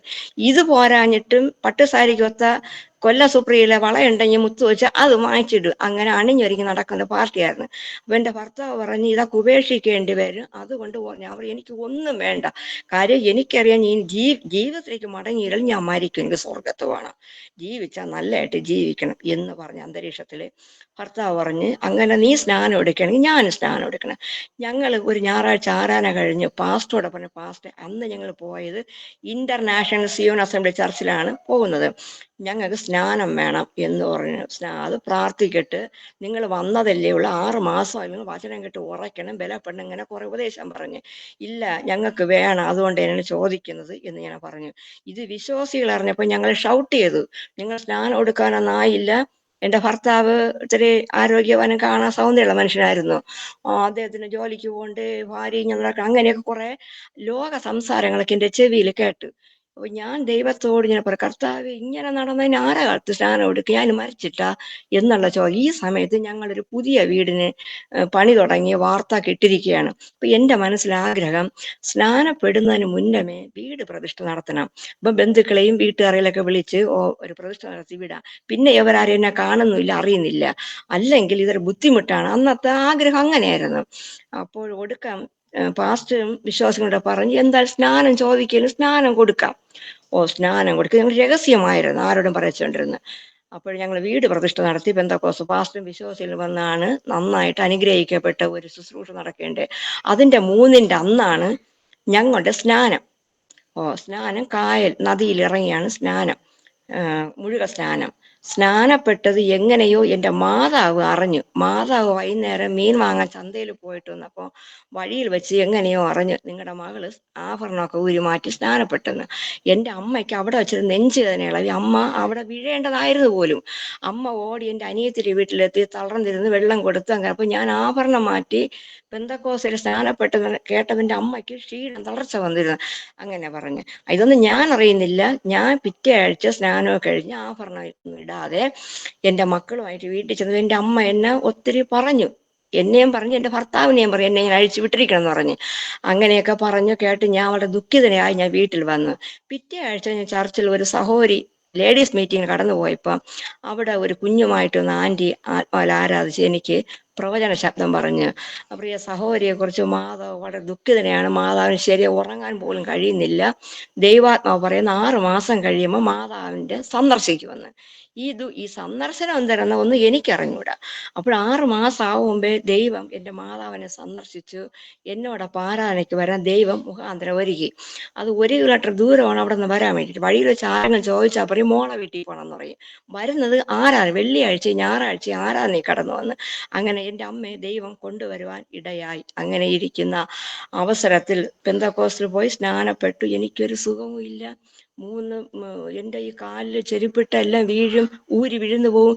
ഒറ്റ കാലിൽ ചെരുപ്പിട്ടാണ് വരുന്നത്. അങ്ങനെ ഒരു അനുഭവമൊക്കെ ആയിരുന്നു. ആ സമയത്ത് ഞങ്ങളുടെ ചർച്ചിൽ നെടുന്തൂണായി നിൽക്കുന്ന ഒരു കുടുംബത്തിൽ കൺവെൻഷൻ വയ്ക്കുകയാണ്. 3 ദിവസത്തെ കൺവെൻഷൻ. അവരുടെ വീട് ജംഗ്ഷനിൽ റോഡ് സൈഡാണ്. അപ്പൊ അങ്ങനെ ഇരുന്ന് കൺവെൻഷന് 2 ആഴ്ച കിടക്ക വിട്ട് അവിടെ അനുജന്റെ ഭാര്യ, അത് സഭ നെടുന്തൂടായ ആന്റിയാണ്, അവരൊക്കെ എൻ്റെ കഷ്ടത പ്രാർത്ഥിക്കേണ്ടത്. ആ ആന്റി ഒരു സ്വപ്നം കാണുന്നു. സ്വപ്നത്തിൽ വെളുപ്പാങ്കഴ 4 മണിയായപ്പോഴാണ് പറയുന്നത്. ഇങ്ങനെ സ്വപ്നം കാണുന്നു, ശബ്ദം കേൾക്കുന്നു. സുഭാഷിണിയോട് പറയണം ഈ കൺവെൻഷന് സാക്ഷ്യം പറയാൻ. അപ്പോൾ ആന്റി ഇങ്ങനെ ഉണർന്നിട്ട് കേട്ട് തിരിഞ്ഞു കിടന്നു. എന്നിട്ട് ആന്റിയുടെ വലത് തുടയില് അവരെ ഇളയമോ അടിച്ചതുപോലെ തോന്നിയെന്ന് ഒരു പുരുഷൻ അവരെ തുടയിൽ അടിച്ച് അവർക്ക് വേദനിച്ചെന്ന് പറഞ്ഞു. സുഭാഷിണിയോട് പറയണം ഈ കൺവെൻഷന് സാക്ഷ്യം പറയാൻ. ഇത് കേട്ടും കണ്ടും ആന്റി ഉണർന്ന്. അപ്പൊ പിറ്റേ ദിവസം എനിക്ക് കാല് വയ്യെങ്കിൽ ഞങ്ങൾ ദേശത്ത് ചില വീടുകളിൽ ബുധനാഴ്ച ദിവസം വിസിറ്റിങ്ങിന് പോകുമായിരുന്നു. അവരെ വിട്ടത് ഞാനും ഇഞ്ഞൊണ്ടി കാലും കൊണ്ട് പോകുമായിരുന്നു. അപ്പോഴെൻ്റെ അടുത്ത് ആന്റി ചോദിച്ചു ദൈവത്തോട് എന്തെങ്കിലും പറഞ്ഞിട്ടുണ്ട്? എന്തായിരുന്നു എൻ്റെ ABCD എനിക്കറിയണം. ഞാൻ ഒന്നും പറഞ്ഞിട്ടില്ല. എന്ത്? അത് ഞാൻ ഇന്ന് വെളുപ്പിന് ഇങ്ങനെയാണ് ഒരു ശബ്ദം ഇങ്ങനെ കേട്ടു. ഞാനങ്ങ് തിരിഞ്ഞു കിടന്ന് അത് എൻ്റെ തുടയിൽ അടിച്ചിട്ട് ഇങ്ങനെ പറഞ്ഞു. അത് അവരെ ഇളയന് മോൻ അന്ന് 22 വയസ്സ് ഒരു ഷെറിൻ അടിച്ചതുപോലെ എനിക്ക് തോന്നി. ഒരു പുരുഷന്റെ അടിയാണ്. എനിക്ക് നല്ല വേദനിക്കുകയും ചെയ്തു. പറയണമെന്ന് പറഞ്ഞ് ഞാൻ ഒന്നും മിണ്ടിയില്ല. തിരിച്ചു വന്നപ്പോൾ എൻ്റെ എന്തോന്ന് പറയണ്? ഞാൻ പറയും എനിക്ക് സാക്ഷിയൊന്നും പറയാറുണ്ട്, ഞാൻ ദൈവത്തിനൊന്നും പറഞ്ഞിട്ടുമില്ല, ഞാൻ പറയേ ഇല്ല, എനിക്ക് അറിഞ്ഞൂടാ, എനിക്ക് വല്ല സുഖമുണ്ടോ ഞാൻ സാക്ഷ്യം പറയാ പറയും. എന്നെ കാണാൻ വഴി അറിയാം മുടിച്ച രോഗി എന്ന് പണ്ടത്തെ പോലെ. എനിക്ക് ഞാൻ സ്നാനപ്പെട്ട ഞാൻ ഒളിച്ചാൽ നടക്കണം, എന്നെ ആൾക്കാരും കാണാതിരിക്കാൻ. കാര്യം കാതിലും കഴുത്തിലും ഒന്നുമില്ല, ഇവർക്ക് എന്തിനു പറ്റിയെന്ന് പറഞ്ഞ് ഇല്ല എന്നാ അപ്പോൾ മര്യാദയ്ക്ക് പറയണം, ഞങ്ങളൊക്കെ പ്രാർത്ഥിക്കുക. അല്ലെങ്കിൽ സ്നാനപ്പെട്ടവർക്ക് ശരി തന്നെ, ദൈവം പറഞ്ഞാൽ കേട്ടില്ലെങ്കിൽ കയ്യും കാലും കെട്ടി നരകത്തിടുമെന്ന് പറഞ്ഞ് ഞാൻ വരാങ്ങിട്ടെന്ന് പറഞ്ഞു. അങ്ങനെ പിന്നെ സഭയിൽ ഇത് പാസ്റ്റ് അറിഞ്ഞു, പിന്നെ പ്രാർത്ഥിക്കാന്ന് പറഞ്ഞു. അങ്ങനെ അവര് നിരന്തരമായ പ്രാർത്ഥന. എനിക്ക് മനസ്സിന് ക്ഷീണവും, എനിക്ക് ഒട്ടും പറയാൻ താല്പര്യമില്ല, എനിക്ക് സുഖമില്ല. സുഖം കിട്ടിയാൽ ഞാൻ എന്തെങ്കിലും പറയാം, സുഖമില്ലാത്ത ഞാൻ എന്തോന്ന് സാക്ഷ്യം പറയാം. അത് നെല്ലിവള ജംഗ്ഷനില് റോഡ് സൈഡാണ് വീട്, ഒത്തിരി കടകളും എല്ലാം ഒക്കെ ഉള്ള സ്ഥലം. എങ്ങനെ സാക്ഷ്യം പറയും? എനിക്ക് ഉള്ളിൽ ദേഷ്യം. എന്തായാലും ദേഷ്യമൊക്കെ എടുക്ക പിന്മാറി കൺവെൻഷന് പബ്ലിക്കായിട്ട് സാക്ഷ്യം പറഞ്ഞു. ഞാൻ കണ്ണ് ഉറുക്കി അടച്ചുകൊണ്ട് എന്തൊരു സാക്ഷ്യം പറഞ്ഞു. കേട്ട എല്ലാവരും പറഞ്ഞ് കൊള്ളാം, അനുഗ്രഹമായിരുന്നു, എനിക്കൊരു വിടുതലുമില്ല, ഞാൻ കർത്താവ് വിടുവിച്ചെന്നൊക്കെയാണ് സാക്ഷ്യം ഒക്കെ പറഞ്ഞതൊക്കെ എൻ്റെ പിന്നെ പ്രാർത്ഥനയാണ്. ആ സാക്ഷിയെ പറഞ്ഞ് അങ്ങനെ കഴിഞ്ഞിട്ട് ചില ദിവസം കഴിഞ്ഞപ്പോൾ ഭവനത്തിലിരുന്ന് കാര്യം സുഖമില്ലല്ലോ, കുളിച്ച് കാലം നീട്ടി വെച്ചോണ്ടൊക്കെ ഇരിക്കും, മരുന്നൊക്കെ ഇരിക്കുമ്പോ എൻ്റെ ഉള്ളില് ആരോ പറയും എൻ്റെ സ്വന്തം ദേശം തെറ്റുള്ളതാണ്, തെറ്റുള്ള ദേശത്ത് പോയി ദൈവവേല തുടങ്ങണം, ദൈവവേല ചെയ്യണം. ഈ ദൈവവേല എന്നുള്ള പദം എനിക്ക് ഒട്ടും ഇഷ്ടമില്ല. ഞാൻ പെന്തക്കോസ്ത് ഉപദേശം അനുസരിച്ച് ഒതുങ്ങി എവിടെയെങ്കിലും ഇരുന്ന് മര്യാദയ്ക്ക് ആരാധിക്കും. ഇതാണ് എൻ്റെ കണ്ടീഷൻ. അല്ല ഈ സാക്ഷ്യം പറയാനും ഈ ദൈവവേല ചെയ്യുന്ന പരിപാടി എനിക്കില്ല. ദൈവവേല അപ്പൊ രാത്രി ഉറക്കവും ഇല്ല. ഞാനിത് രഹസ്യമായിട്ട് ഈ ആന്റിയോട് പറയും, ആന്റി എന്തരാന്ന് എനിക്ക് ഉറക്കവും ഇല്ല, ഇരുന്നു കൊണ്ട് തെറ്റുകളെ ദൈവവേല ചെയ്യണം അപ്പൊ ആന്റി മിണ്ടാതെ ഞാൻ കേൾക്കും. പിന്നെയും ചില ദിവസം കഴിയുമ്പോൾ ഞാൻ ഇങ്ങനെ പറയും സ്വസ്ഥതയില്ല ആന്റി, ഇങ്ങനെ പറയും. ആന്റി ആരോടും പറഞ്ഞില്ല. ആ ദിവസം 5-6 ദിവസം കഴിഞ്ഞപ്പോ എൻ്റെ വീട്ടിനടുത്ത് പൈശാചികമായി പിടിയിൽപ്പെട്ട ഒരു സഹോദരിക്ക് വേണ്ടി ഭവന പ്രാർത്ഥന നടക്കുകയാണ്. അപ്പൊ ഞങ്ങളുടെ ദൈവസഭയിലെ പാസ്റ്റർ കൊണ്ട് ഗസ്റ്റായ ഒരു പ്രവാചകൻ കൂടെ വന്നിരുന്നു. ഒരു സെക്ഷൻ പ്രാർത്ഥന കഴിഞ്ഞിട്ട് എല്ലാവരും ഒരു ബ്രേക്ക് അങ്ങനെ ഇരിക്കുകയായിരുന്നു. കുറെ വിശ്വാസികൾ കുറച്ചു പേര്, ഞാനും മിണ്ടാതിരുന്നു. അപ്പൊ ഈ പ്രവാചകൻ എന്നെ നോക്കി വിരൽ ചൂണ്ടി പറഞ്ഞു, നെല്ലിവിള സഭയുടെ ബ്രാഞ്ച് സഭയ്ക്കായി വിളിക്കപ്പെട്ട സഹോദരിയെ, നീ അത് ഏറ്റെടുത്ത് അനുസരിച്ചില്ലെങ്കിൽ നിന്നെ ദൈവം വലിച്ചു കീറുമെന്ന് പറഞ്ഞു. ഞാൻ അങ്ങ് പേടിച്ച് വിറച്ചു പോയി. അത്ര ഗൗരവത്തിൽ പറഞ്ഞ കേട്ടാ എന്ന് പറഞ്ഞു. അപ്പൊ ഈ ദൈവവേല ചെയ്യുന്ന ഇടപെളി ആന്റിയോട് പറഞ്ഞപ്പോ ആന്റി എന്നെ നോക്കി തലയാട്ടി കണ്ടാന്ന് അങ്ങനെ ആ കൂട്ടാൻ പിരിഞ്ഞു. ഒടുക്കം പാസ്റ്ററോട് ആന്റി ഈ കാര്യം പാസ്റ്റ് എല്ലാ ഞായറാഴ്ച ആന്റിയുടെ വീട്ടിൽ നിന്ന് ഫുഡ് കഴിക്കണത്. പാസ്റ്റ് ഇങ്ങനെയാണ്, അവളിങ്ങനെ കാണുന്നതല്ല, എന്നോട് ഇങ്ങനെ പറയും. ഞാൻ പിന്നെ ആരോടും പറഞ്ഞില്ല. ഇപ്പോഴും കണ്ട ആ പ്രവാചകങ്ങൾ കൂടെ ഇങ്ങനെ ഇടപെട്ട കാര്യം എന്ന് പറഞ്ഞ പാസ്റ്റ് ഒന്നും മിണ്ടിയില്ല. ഒടുക്കം പ്രാർത്ഥിച്ചിട്ട് പാസ്റ്റ് പറഞ്ഞു പോലും ദൈവിക നടത്തിപ്പാണ്.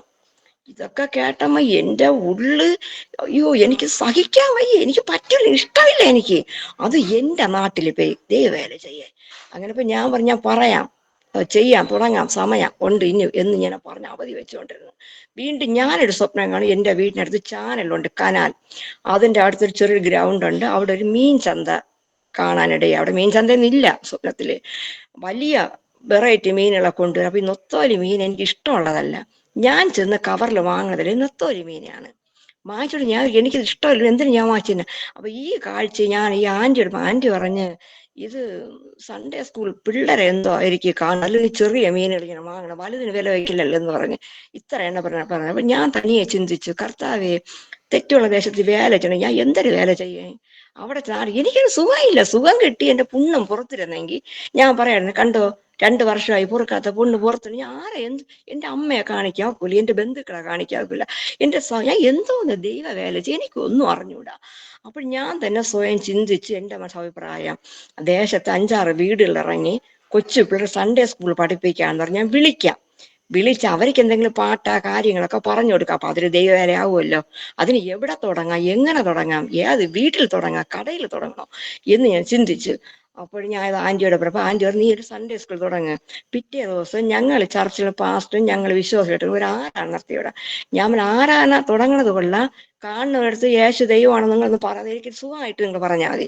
ഇപ്പൊ ഒന്ന് നിങ്ങൾ പ്രാർത്ഥിച്ച് ദേശനിവാസികളെ വായിച്ചു പ്രാർത്ഥിക്കുക എന്ന് മാത്രമേ പറഞ്ഞു. ഞാൻ പറഞ്ഞത് പാസ്റ്ററും കേട്ട് അവരും കേട്ട്. എന്തായാലും ഞാനും എൻ്റെ ഇളയ അനിയത്തിയും കൂടെ ചുറ്റുപാട് ഒരു 10-25 വീട്ടിൽ കയറി പറയും, ഇന്നടുത്ത് സൺഡേ സ്കൂളുണ്ട്, നിങ്ങൾ വരണം എന്ന് പറഞ്ഞപ്പോ എവിടെ വെച്ച് തുടങ്ങണം എന്നെനിക്ക്. അപ്പൊ എന്റെ കൊച്ചുച്ചൻ പോലീസിലാണ് ജോലി ചെയ്യുന്നത്. അപ്പൊ എന്റെ ഈ അപ്പൂപ്പന്റെ വീട് ഷെയർ കൊച്ചുച്ചനാണ്. അപ്പൊ ആ വലിയ വീട് ഒഴിഞ്ഞു കിടക്കുകയാണ്. ഞാൻ ചെന്ന് അന്വേഷിക്കുന്നു, കൊച്ചുച്ചേണ്ടോ, അതൊരു വീട് വാടകയ്ക്ക് ഒരാളിന് വേണമെന്ന് പറഞ്ഞു. അപ്പൊ എന്റെ കുഞ്ഞമ്മ വെട്ടം ചോദിക്കുന്നു, നിനക്ക് ആരാണ് തുടങ്ങാനോ? ഞാൻ നിങ്ങൾക്ക് എങ്ങനെ അറിയാം, അവരെ കാർഷികരാണ്. അത് നീ കേട്ടപ്പോൾ തുടങ്ങി, ഞാൻ ആർക്ക് വേണ്ടി വീട് വാടകയ്ക്ക് ചോദിക്കണത്, നിനക്ക് ആരാണ് തുടങ്ങാനോ? ഞാൻ പറഞ്ഞു, ഓ നീ തുടങ്ങും മക്കളെ എന്ന് പറഞ്ഞു. ഓ ശരി. പിന്നെ കൊച്ചുനെ കണ്ട് സമ്മതം ചോദിച്ച് അവിടെ ഇപ്പൊ 2 ഇറയം പോലെയൊക്കെ ഉണ്ട്, വലിയ വീടാണ്. അവിടെ സൺഡേ സ്കൂള് 2000-ലാണ് ഈ സംഭവം നടക്കുന്നത്. ഇല്ല, അതിനു മുമ്പേ സഭയാണതാണ്. അപ്പോഴെന്തായാലും സൺഡേ സ്കൂൾ എല്ലാവരും. അപ്പൊ എന്റെ നാടല്ലേ, ഓ സൺഡേ സ്കൂളിന് 10-25 പിള്ളേരോടെ ഓടി വരാൻ തുടങ്ങി. പിറ്റേ ദിവസം സഭയിലെ പാസ്റ്റും ഞങ്ങൾ വിശ്വാസികളും ചെന്ന് പാട്ടും പാടി വചനം പറഞ്ഞ് പിരിഞ്ഞ് പാസ്റ്റും പോകും, ഞങ്ങൾ വിശ്വസിച്ചായിരുന്നു. ഈ സൺഡേ സ്കൂൾ പൈതങ്ങൾ ചില സാധുക്കൾ പിള്ളേരുണ്ട്, അവർക്ക് ഇടിയപ്പം മുട്ട കറിക്ക് ഇത്തിരി കൊതിയാണ്. എന്തൊരു കഴിച്ചെന്ന് ചോദിക്കുമ്പോൾ ഒന്നും കഴിച്ചില്ല ആന്റി, വിശന്ന് വയ്യ, നിങ്ങൾക്ക് എന്തോന്നുണ്ട് ഇഷ്ടം? അപ്പൊ അപ്പം മുട്ട കറി, ഇടിയപ്പം മുട്ട കറി. അപ്പൊ ഇങ്ങനെ ആവശ്യമുള്ള പിള്ളേർക്ക് ഞാൻ ഇവിടുന്ന് പോകുമ്പോൾ ഉണ്ടാക്കി രഹസ്യമായിട്ട് സൺഡേ കഴിയുമ്പോൾ കൊടുത്തു വിടുമായിരുന്നു. ഈ വരുന്ന എല്ലാ കുഞ്ഞുങ്ങൾക്കും ഓരോ മുട്ടായി കൊടുക്കുക, അത് മസ്റ്റാണ്. ഈ മുട്ടായി കരുതിയാണ് പിള്ളേർ ഓടി വരുന്നത്. അപ്പോഴന്ന് എൻ്റെ ഈ ഭർത്തൃഗ്രഹത്തിൽ നിന്നും ഈ മാതൃഭവനത്ത് അങ്ങോട്ടും 1-1.5 കിലോമീറ്റർ നടന്നാണ്, ഈ കാലിലെ പുണ്ണം വെച്ച് നടന്നാണ് പോകുന്നത്. അന്ന് വാഹന സൗകര്യം ഒന്നുമില്ല. ഇത് ഇന്നത്തെ കാലത്തിൽ ഓട്ടോറിക്ഷയിൽ പെട്ടെന്നൊന്നുമില്ല, നടന്നു തന്നെ പോണം. അങ്ങോട്ടി നടന്നു. ഈ നടന്നു പോണ സമയത്ത് ഞാൻ ഇങ്ങനൊരു വാക്ക് പ്രാർത്ഥിക്കുമായിരുന്നു, കർത്താവേ, ഈ പുണ്ണ് വെച്ച കാലും വൃണമുള്ള കാലും കൊണ്ട് ഞാൻ ചവിട്ടി പോണ്, എന്തിനു വേണ്ടിയോ യാതിനു വേണ്ടി ദൈവവേല എന്ന് പറയും, എന്തൊരു ദൈവവേല എന്തായാലും എന്ന് പറഞ്ഞ് ഞാൻ ഒരു കാര്യം പറഞ്ഞു. ഏലിയാവിന്റെ ദൈവം, അത്ഭുതങ്ങളുടെ ദൈവം എന്ന് ബാലിന്റെ പ്രവാചകൻ പറഞ്ഞ പോലെ ഈ സുഭാഷിനെ ആരാധിക്കുന്നത് ദേശത്ത് ദൈവം വെളിപ്പെടുത്തണം. ഇത് ഈ ആരാധന നടന്നു പോകും മസ്റ്റായിട്ട് അങ്ങോട്ടും ഇങ്ങോട്ടും ഇതാണ് ഉള്ളിൽ ഉരുവിടുന്നത്. അല്ലാതെ പ്രാർത്ഥനയ്ക്ക് ഇരിക്കുമ്പോൾ പറയും ഇങ്ങനെ, 1-ാം വർഷം പ്രാർത്ഥിച്ചു, 2-ാം വർഷം, 3-ാം വർഷം, 4, 5, 6 വർഷം കഴിഞ്ഞപ്പോൾ ദൈവത്തിന്റെ പ്രവൃത്തി ദേശത്ത് ദൈവം വെളിപ്പെടുത്തി. അതിനു മുമ്പ് ഈ സൺഡേ സ്കൂൾ കുഞ്ഞുങ്ങളെ വെച്ചുകൊണ്ട് എല്ലാ ശനിയാഴ്ച ദിവസവും സൺഡേ ക്ലാസ്സും ഉണ്ട്. മാത്രമല്ല വർഷത്തിലൊരിക്കൽ സ്കൂൾ വെക്കേഷൻ ടൈമത്ത് ഈ പിള്ളേരെടുത്ത് നിങ്ങൾക്ക് എന്താണ് ആവശ്യം എന്ന് ചോദിക്കുന്നത്, സ്കൂൾ ബുക്ക്, യൂണിഫോം, അടുത്ത് അല്ലെങ്കിൽ കൊട, പാത്രം അവരാവശ്യപ്പെടുന്നത്. പിന്നെ ഞങ്ങളുടെ സ്വന്തം ചെലവിൽ നിന്ന് എൻ്റെ ഭർത്താവ് ഒരെതിരും പറയില്ല, ഞങ്ങൾ ഈ കുട്ടിയൊക്കെ ചെയ്യുമായിരുന്നു. അപ്പൊ ഈ കുട്ടിയൊക്കെ ഇതൊക്കെ കിട്ടുന്നത് കണ്ടുകൊണ്ട് വേറെയും ഔട്ട്സൈഡിൽ നിന്ന് കുറെ കുട്ടികളൊക്കെ ഒന്ന് ആവശ്യപ്പെടും, അവർക്ക് എന്താണ് ആവശ്യം. അപ്പൊ ഇതിൻ്റെയോടൊപ്പം എൻ്റെ അമ്മയും കൂടെ ചെലവിന് വേണ്ടി സഹായിക്കുമായിരുന്നു. അങ്ങനെ ഞങ്ങൾ നല്ലൊരു ആനിവേഴ്സറി പോലെ നടത്തി. ഈ കുഞ്ഞുങ്ങൾക്ക് ഒരു വർഷക്കാലം സ്കൂളിൽ പഠിക്കേണ്ട എല്ലാ പഠനോപരം കൊണ്ട് ഞങ്ങൾ അവരെ അയക്കുമായിരുന്നു.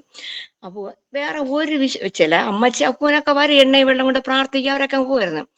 6ാമത്തെ വർഷം 7ാമത്തെ വർഷം പ്രവേശിച്ചപ്പോൾ എന്റെ ബന്ധു, എന്റെ മാമിയുടെ മകൻ, അവൻ അർശസ് പൾസ് രോഗത്താൽ ജനറൽ ഹോസ്പിറ്റലിൽ അഡ്മിറ്റായി കിടന്നു. 2 ഓപ്പറേഷൻ ഉണ്ടെന്ന് പറഞ്ഞ് ആളും വേണം പണവും വേണം എന്ന് പറഞ്ഞു. 2006 തിരുവോണ ദിവസം ഞങ്ങൾ ആ ഭവനത്തിൽ പോയി. കാര്യം ഓണം കഴിഞ്ഞിട്ട് ഹോസ്പിറ്റൽ വരാൻ പറഞ്ഞു സർജറി ചെയ്യാൻ വേണ്ടിയിട്ട്.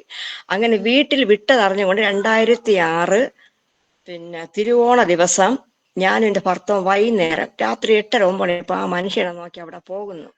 പോയപ്പോഴത്തേക്ക് അദ്ദേഹത്തിന് ഉപജീവനമാർഗത്തിന് പോകാൻ നിവർത്തിയില്ല. ഭയങ്കര കരച്ചിലും പ്രയാസവും ബുദ്ധിമുട്ടും ഒക്കെ ആയിരുന്നു. ഈ ബുദ്ധിമുട്ടൊക്കെ ഇടയിലപ്പോൾ ഞാൻ അങ്ങനെ ഒരിടത്തും പോയി പ്രാർത്ഥിച്ചിട്ടില്ല.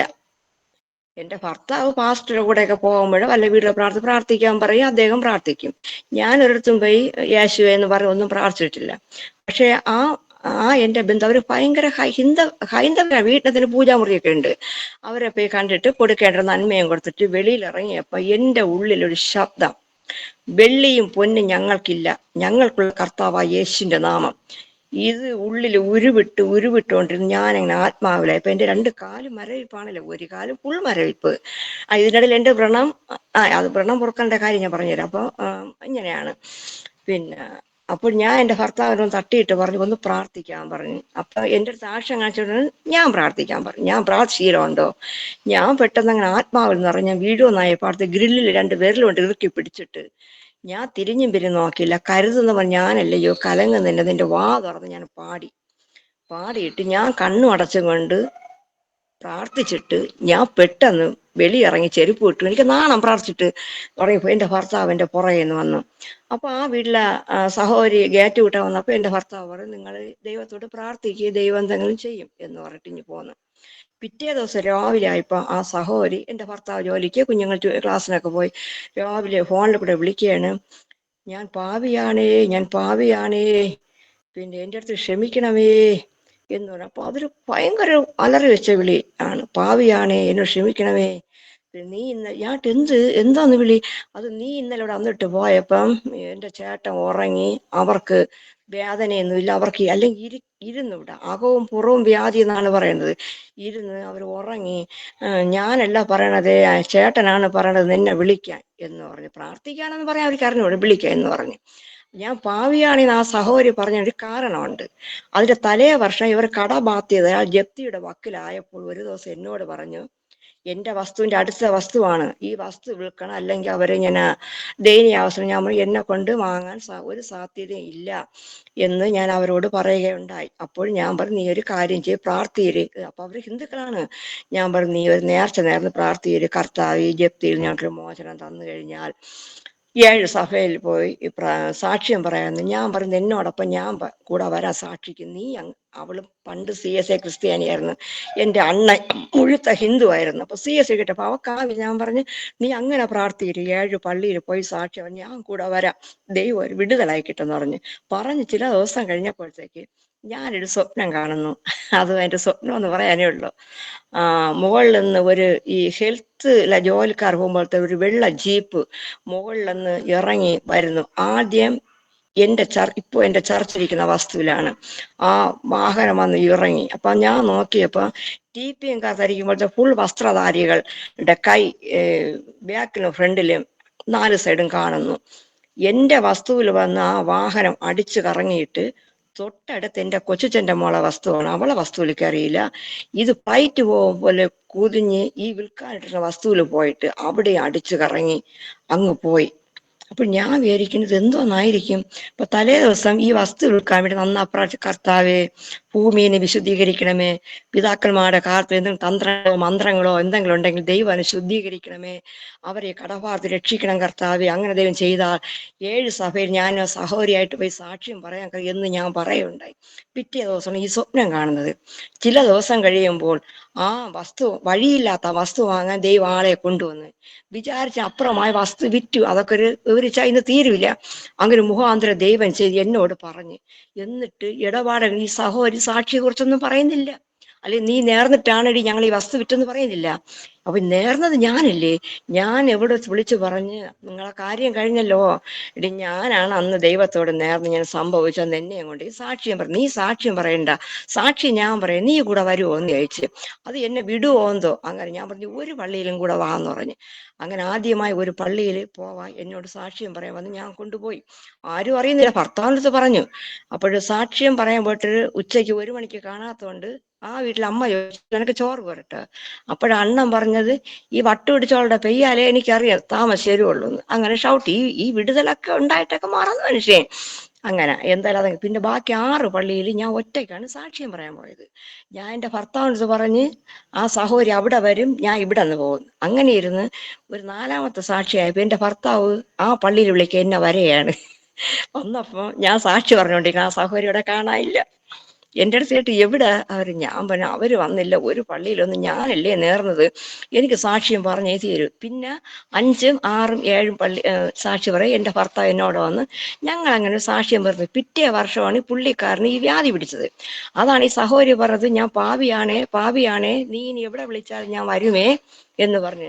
ഞാൻ കേട്ട് ഇതെന്തര്, അത് ഇന്നലെ നീ വന്നിട്ട് പോയപ്പോഴ് അവർക്ക് ഇങ്ങനെ വേദനയില്ല, അവർ ഇരിക്കുന്നു. അപ്പൊ രാവിലെ വൈകുന്നേരവും 2 ഇഞ്ചക്ഷൻ എടുത്താൽ ഈ പുള്ളിക്ക് മോശം പോവുള്ളൂ. പിറ്റേ ദിവസം രാവിലെ 1 ഇഞ്ചക്ഷൻ വരെ പുള്ളി കക്കൂസില് തന്നെ നടന്നു പോയി. ഈ പോകുന്ന പോക്ക് തൻ്റെ അമ്മ കാണുന്നു.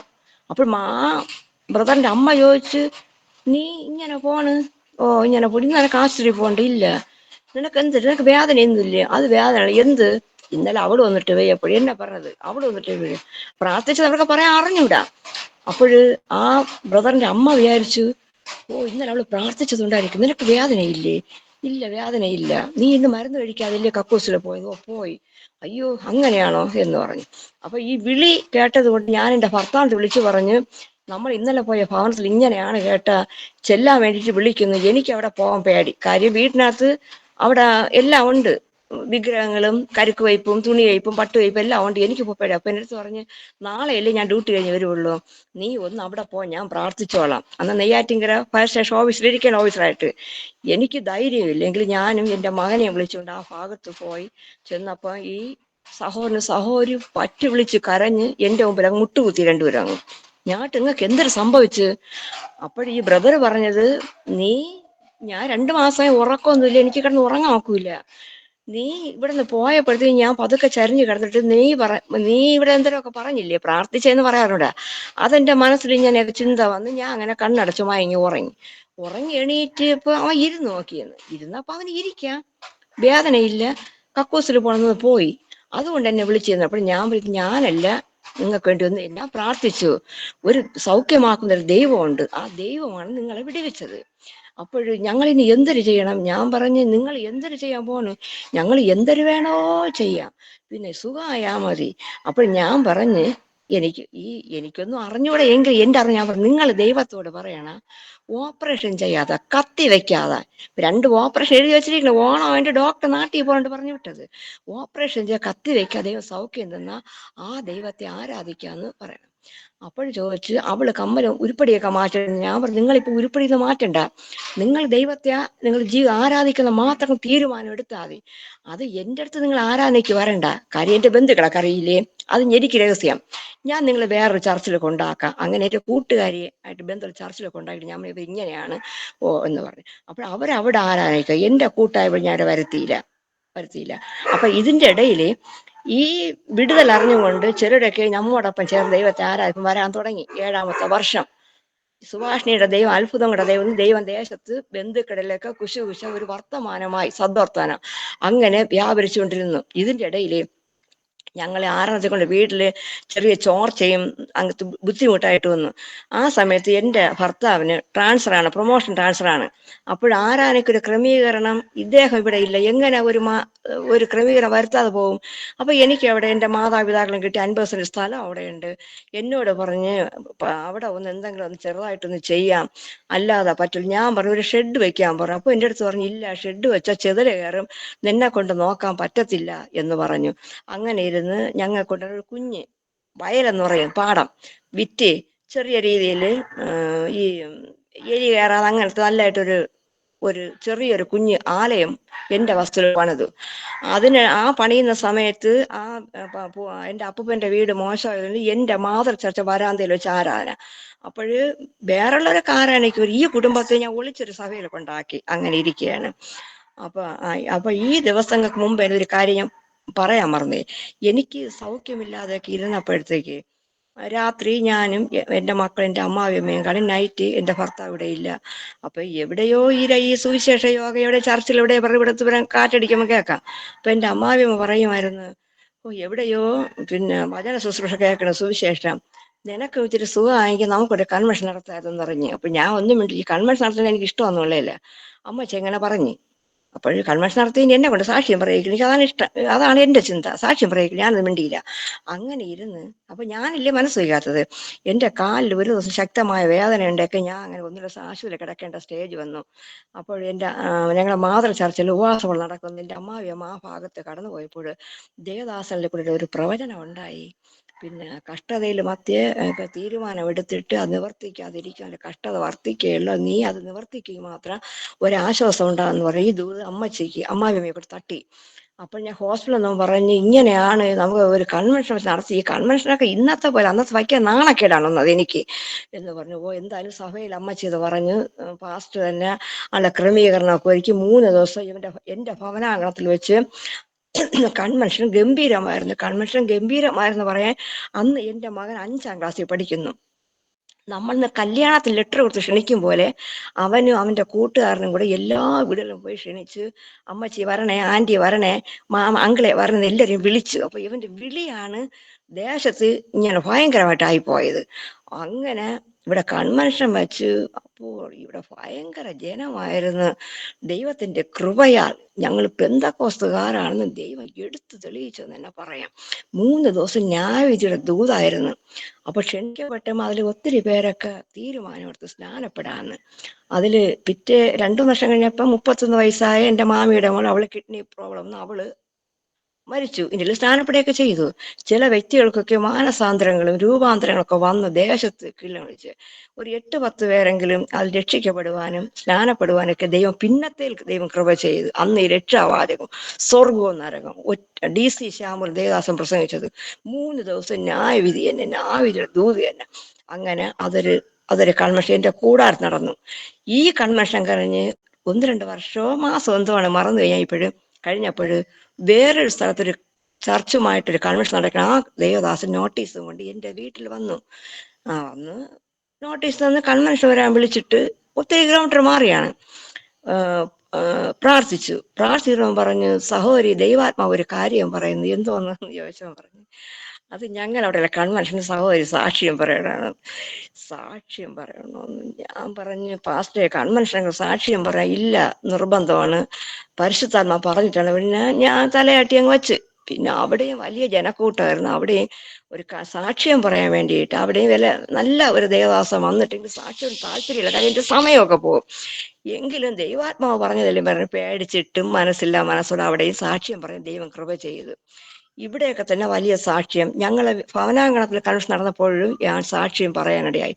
ഈ സാക്ഷ്യം പറയുന്നതിന്റെ ഗുണം എന്തെന്ന് വെച്ചാൽ പിന്നത്തേലും ഞാൻ കറുത്ത് കരിവാളിച്ച് ഒരുമാതിരിയായിരുന്നു. എൻ്റെ ശരീരം വെളുക്കുവാൻ തുടങ്ങി, എൻ്റെ കാലിലെ വ്രണം പൊറുക്കുവാൻ തുടങ്ങി. ഒരു ഔഷധവും ഇല്ല, ഒരു ഡോക്ടറും ഇല്ല. ഇതാണ് ചെറുതായിട്ടാണ് എൻ്റെ അമ്മാവൻ പറഞ്ഞത്, എവിടെയോ സുവിശേഷം കേൾക്കണ്, നിനക്ക് സുഖമായെങ്കിൽ നടത്തായിരുന്നു. എനിക്ക് വന്ന ദേഷ്യം സുവിശേഷം അത് നമ്മളെ വീട്ടുനടയിൽ നേരം പോക്കി തന്നെ. അങ്ങനെ സാക്ഷ്യം ദേശവും ബന്ധുക്കളും സഭാവിശ്വാസികളും പറഞ്ഞു, എന്തായാലും നീ പണ്ടത്തെ പോലെ നിന്റെ ശരീരത്ത് നിറം വന്ന്, എൻ്റെ ചെവിയൊക്കെ പുണ്ണ് ഒടിച്ച് പട്ടി അടിച്ച പോലെയൊക്കെയാണ് ഇരുന്നത്, നിന്റെ ശരീരം വെളുത്തല്ലോ എന്ന് പറഞ്ഞു. അപ്പോൾ എൻ്റെ ഉള്ളിൽ ഒരു കൊച്ചു വർത്താനം പറഞ്ഞെങ്കിൽ സ്വർഗം അത് കേട്ട് കൺവെൻഷൻ പരസ്യമായിട്ട് ഭവനാങ്കണത്തിൽ നടത്ത് സാക്ഷ്യം പറഞ്ഞപ്പോ എനിക്കിവിടെ ഒരു സുഖമില്ല. പിന്നത്തിൽ ദൈവം ഒരു മാറ്റം വരും, ദൈവം എത്ര നല്ലവൻ എന്നറിഞ്ഞു. അപ്പോൾ എൻ്റെ ബന്ധു വീട്ടിൽ ദൈവം 2 ഓപ്പറേഷൻ വെച്ചിരുന്ന അവിടെ ദൈവം ഒരു പ്രവൃത്തി അയച്ചല്ലോ. അപ്പോഴ് വേദനയില്ല. അപ്പൊ ഞങ്ങൾ പറഞ്ഞു, നിങ്ങൾ ഇനി ആശുപത്രിയിൽ പോകണ്ട എന്ന് പറഞ്ഞു. ഇല്ല. അപ്പൊ ആ സഹോദരിയുടെ പപ്പ ഡോക്ടറെ അടുത്ത് ഇങ്ങനെ കൊണ്ടുപോയി. സർജറിക്ക് വേണ്ടി പോയപ്പോഴത്തേക്ക് ഡോക്ടർ ഒഴിവൊഴി പറഞ്ഞ് അവരെ വിടുവാനിടയായി. അങ്ങനെ ഓപ്പറേഷൻ ചെയ്തില്ല. അവര് ദൈവം കൊടുത്ത സൗഖ്യം. അപ്പൊ ഇങ്ങനെ രോഗശാന്തി, ഞാൻ രോഗിയാണ്, എന്റെ മേൽ ദൈവ രോഗശാന്തി പകർന്നത് നിമിത്തം അവർക്ക് വേണ്ടി വെള്ളിയും പൊന്നും ഞങ്ങൾക്കില്ല, ഞങ്ങൾക്കുള്ളത് കർത്താവായ യേശുവിന്റെ നാമം. ഇതാണ് എൻ്റെ ഉള്ളിൽ തിരമാല പോലെ പൊങ്ങി പൊങ്ങി വന്ന് എൻ്റെ രണ്ട് പാദവും തറയിൽ നിൽക്കാതെയായി. ഞാൻ അവിടെ ജനാലിലെ ഗ്രില്ലിൽ പിടിച്ചുകൊണ്ടാണ് ഈ പ്രാർത്ഥനയും കരുതുന്ന ഞാനല്ലേ പാട്ട് പാടിയത്. അത് അവർക്ക് വിടുതലായി തീർന്നു. എന്തായാലും അങ്ങനെ ഇരുന്ന് എനിക്ക് തന്ന 50 സെന്റ് സ്ഥലത്തിൽ ഒരറ്റത്ത് ഒരാലയം, ഞങ്ങളുടെ വയൽ വിറ്റ് ഒരു ആലയം പണിതു. ആലയം നിറച്ച് ആത്മാക്കളൊക്കെ വരാനിടയായി. ആ ആലയം പണിത് കഴിഞ്ഞ ഉടൻ തന്നെ ഞങ്ങളുടെ മാതൃ ചർച്ചില് പാസ്റ്റർക്ക് ട്രാൻസ്ഫർ ആയിരുന്നു, അങ്ങ് പോയി.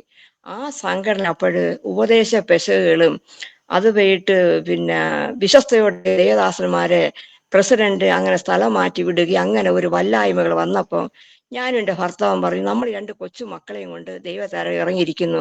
ഞങ്ങൾ ഇനി ഈ സംഘടനയിൽ നിന്ന് കഴിഞ്ഞാൽ നമ്മളെ പിള്ളേരും കൂടെ നാളെ ഇതിലേക്ക് ആയി പോകും. കാര്യം ജാതീയമായ സ്ത്രീകളെ പ്രസിഡന്റ് വിവാഹം കഴിച്ചു കൊണ്ടുവന്ന് ആഭരണം ഇട്ട് അവര് പറയുന്നത് ഒരാത്മാവ് നേടിയെന്ന്. അപ്പൊ ഇതൊന്നും പറ്റും. പിന്നെ ദേവദാസന്മാരിയ്ക്കുന്ന അവർ പക്ഷം പിടിച്ച് പള്ളിയിൽ നിന്ന് ഇറങ്ങി കൊടുക്കണം, അവർക്ക് ഇഷ്ടപ്പെട്ട അങ്ങനെയൊക്കെ ഒരു ബുദ്ധിമുട്ട് ദേവസ്വം നമ്മുടെ അടുത്ത് പറഞ്ഞു. ഇതിൻ്റെ അടുത്ത് നമുക്ക് ഇവിടെ നിന്ന് ഈ സംഘടനയോട് ചേർന്ന് നിൽക്കണ്ട, അവര് പ്രാർത്ഥിച്ച് സഹകരിച്ച് എല്ലാം ചെയ്യും. അങ്ങനെ ഞങ്ങൾ സന്തോഷത്തോടെ ഞങ്ങൾ പിന്നെ അങ്ങോട്ട് ആ സഭയിൽ പോവാതെ ഞങ്ങളാൽ പണിത ദൈവസഭയിൽ ഞങ്ങള് ഗസ്റ്റ് ദേവദാസനെ വേറെ ദേവദാസനെ വെച്ച് ഞങ്ങൾ അങ്ങനെ ചർച്ചകളുടെ ദേവദാസനായിരുന്നു ആരാധിച്ച് മുൻപോട്ട്. ഞങ്ങൾ മാതൃചർച്ച ആർക്കും ഞങ്ങളുടെ പിണക്കോ വൈഷമില്ല. കാര്യം ഞങ്ങളുടെ സംഘടനയിൽ ഇങ്ങനെയൊക്കെ കലക്കങ്ങൾ കൊണ്ടാണല്ലോ അവര് മാറിപ്പോയത് പറഞ്ഞുകൊണ്ടല്ല, വേറെ ഒന്നും അല്ലല്ലോ. ഇന്നും ഞങ്ങൾ ആ സഭയായിട്ട് ഞങ്ങൾ നല്ല സഹകരണത്തിലാണ്. അങ്ങനെ ആ ദേവദാസൻ ഒരു 2 വർഷക്കാലം ആരാധിച്ച് പോയി. പിന്നെ അടുത്ത് ഞങ്ങൾ IPC സെന്ററോടെ ചേർന്ന് നിൽക്കുമ്പോൾ ഞങ്ങൾ ആവശ്യപ്പെട്ടു. അവിടെ നിന്ന് കുറച്ച് ദിവസത്തേക്ക് ഒരു വയസ്സായ ഒരു ദേവദാസനെ വിട്ടു. പിന്നീട് 5 വർഷക്കാലം വേറൊരു പാസ്റ്റർ ഇരുന്നു. ആ പാസ്റ്റർ ചെറിയ ചർച്ചിൽ ആരാധിച്ചിരുന്നപ്പം പറഞ്ഞു, ചർച്ച് ദൈവാത്മാ കാണിക്കുന്നു, വലിയ ചർച്ച് പണിയണം. അങ്ങനെ പിന്നെ വിശ്വാസികൾക്കും ഇല്ലാത്ത ദൂതുകളും പ്രവചനമൊക്കെ വന്നു. അപ്പോൾ എൻ്റെ ഹസ്ബൻഡ് പറഞ്ഞു, ചർച്ച് പണിയാൻ പൈസ ഇല്ല, 1,00,000 ചില്ലുവാനും പൈസയേ ഉള്ളൂ.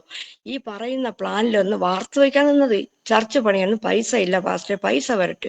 ഇല്ല, അത് തുടങ്ങിയാൽ മതി, പൈസ വരും, വിശ്വസ്ത എന്ന് കുറെയൊക്കെ ദൂതുകളും ആലോചനകളൊക്കെ ഉണ്ടായി. ഞാൻ ദൈവത്തെ ഭയപ്പെട്ടിട്ട് എൻ്റെ ഭർത്താവിനത് പറഞ്ഞു, പിന്നെ അങ്ങ് സമ്മതിക്കണം. ഇനി ആലയം പണിയാൻ സമ്മതിക്കാത്തത് കൊണ്ടാണ് വലിയ ആലയം പണിയാൻ എന്തെങ്കിലും ഒരു ബുദ്ധിമുട്ട് വന്നു കഴിഞ്ഞാൽ ഇത് ഒരിക്കലും തീരുകയില്ല, അതുകൊണ്ടങ്ങ് സമ്മതിക്കണം, ദൈവാത്മാവ് തരുമെന്നല്ലേ പറയണത്, ഇത്രയും പറയണം. അങ്ങനെ എൻ്റെ മനസ്സോടെ ആലയം പണിയാൻ സമ്മതിച്ചു.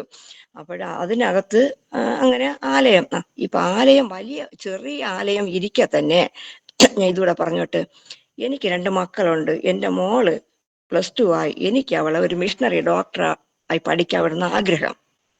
അത് ആലയത്തിന്റെ വസ്തുവിന്റെ കാര്യം പറയാൻ വേണ്ടി ആഗ്രഹം. അപ്പോൾ ഒരിക്കൽ എൻട്രൻസ് എഴുതി കിട്ടിയില്ല, രണ്ടാമത് എൻട്രൻസ് എഴുതി കിട്ടിയില്ലെങ്കിൽ പൈസ കൊടുത്ത് അഡ്മിഷൻ വാങ്ങാൻ ആഗ്രഹം. അന്ന് എൻ്റെ മോളെ കാലത്ത് 50 ലക്ഷം രൂപ കൊടുത്താൽ ഒരു അഡ്മിഷൻ കിട്ടും മാനേജർ സീറ്റില്. അതിനുവേണ്ടി കയ്യിൽ പൈസ ഇല്ല. അപ്പോൾ ഈ ചെറിയ ചർച്ചിലേക്ക് 50 സെന്റ് സ്ഥലം കിടക്കുക, 25 സെന്റ് സ്ഥലം വിറ്റ് 50 ലക്ഷം രൂപ കൊടുത്ത് ഒരു അഡ്മിഷൻ വാങ്ങാൻ എൻ്റെ ആഗ്രഹമായിരുന്നത്. അപ്പോൾ എൻ്റെ ഭർത്താവ് ഇവിടെ എല്ലാം ആഴ്ചയിലൊരിക്കൽ വരുള്ളൂ, തൃശ്ശൂരായിരുന്നു ജോലി.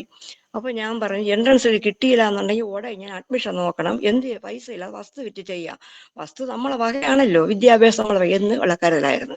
അങ്ങനെ ഇരുന്ന് എൻ്റെ അടുത്ത് പറഞ്ഞു, ഒരു ജനുവരി ആയപ്പോൾ എൻ്റെ അടുത്ത് പറഞ്ഞു, ഇനിയിപ്പോൾ അഡ്മിഷന്റെ സമയമൊക്കെ വരെയാണ്, CSE ബാഗിലുള്ള അഡ്മിഷൻ ആക്കി നേരത്തെ പറഞ്ഞിരിക്കണം. ഞാൻ പറഞ്ഞു, ശരി, തീരുമാനമാണല്ലോ. ഞാൻ 25 സെന്റ് സ്ഥലം വിൽക്കണം, 50 ലക്ഷം രൂപ കൊണ്ടുകൊടുത്തിട്ട് അഡ്മിഷൻ വാങ്ങണം, ഇതായിരുന്നു തീരുമാനം. ഈ തീരുമാനം പറഞ്ഞ് പിറ്റേ ആഴ്ച എനിക്ക് ട്രിവാൻഡ്രത്ത് വേണ്ട ആവശ്യമുണ്ട്. ഞാൻ ബസ്സിൽ കയറി ടിക്കറ്റ് എടുത്തിട്ട് സീറ്റ് കിട്ടിയിരുന്നു. ഞാൻ പറയുന്നു, കർത്താവേ, വരും ദിവസങ്ങൾ മകളുടെ എക്സാം എഴുതി എൻട്രൻസ് കിട്ടില്ലെങ്കിൽ അഡ്മിഷൻ വേണം, അതിന് വസ്തു വയ്ക്കണം, ദൈവം ഈ വില കിട്ടാൻ ആളെ നീ കൊണ്ടുവരണം എന്നൊക്കെ ഞാൻ കുഞ്ഞു പ്രാർത്ഥന ബസ്സിൽ നിന്ന് പ്രാർത്ഥിച്ചപ്പം പിന്നെ ഇടിവെട്ടോലത്തൊരു ശബ്ദമാണ് ഞാൻ ബസ്സിൽ നിന്ന് കേട്ടത്. ആലയം ഇരിക്കുന്ന സ്ഥലം യഹോവയ്ക്ക് വിശുദ്ധമായിരിക്കട്ടെ, ആലയം ഇരിക്കുന്ന സ്ഥലം യഹോവയ്ക്ക് വിശുദ്ധമായിരിക്കട്ടെ. ഞാൻ അങ്ങ് കുടുങ്ങിപ്പോയി. ഞാൻ പറയണ, ആലയം ഇരിക്കുന്ന സ്ഥലം യഹോവ വിശുദ്ധമായിരിക്കട്ടെ. അപ്പൊ ഈ ദൈവശബ്ദം ഞാൻ ആ യാത്ര കഴിഞ്ഞ് വൈകുന്നേരം 5 മണിക്ക് എൻ്റെ വീട്ടിലെത്തിയിട്ട് ഈ ശബ്ദം എന്നെ വിട്ടു പോകുന്നില്ല. അപ്പം വീട്ടിലൊന്ന് കയറിയപ്പോൾ ഞാൻ തനിയെ പറഞ്ഞ് നേരം വെളുത്ത് ബസ്സിൽ വെച്ച് തുടങ്ങി, ആലയം ഇരിക്കുന്ന സ്ഥലം ഓ വിശുദ്ധമായിരിക്കട്ടെന്ന്.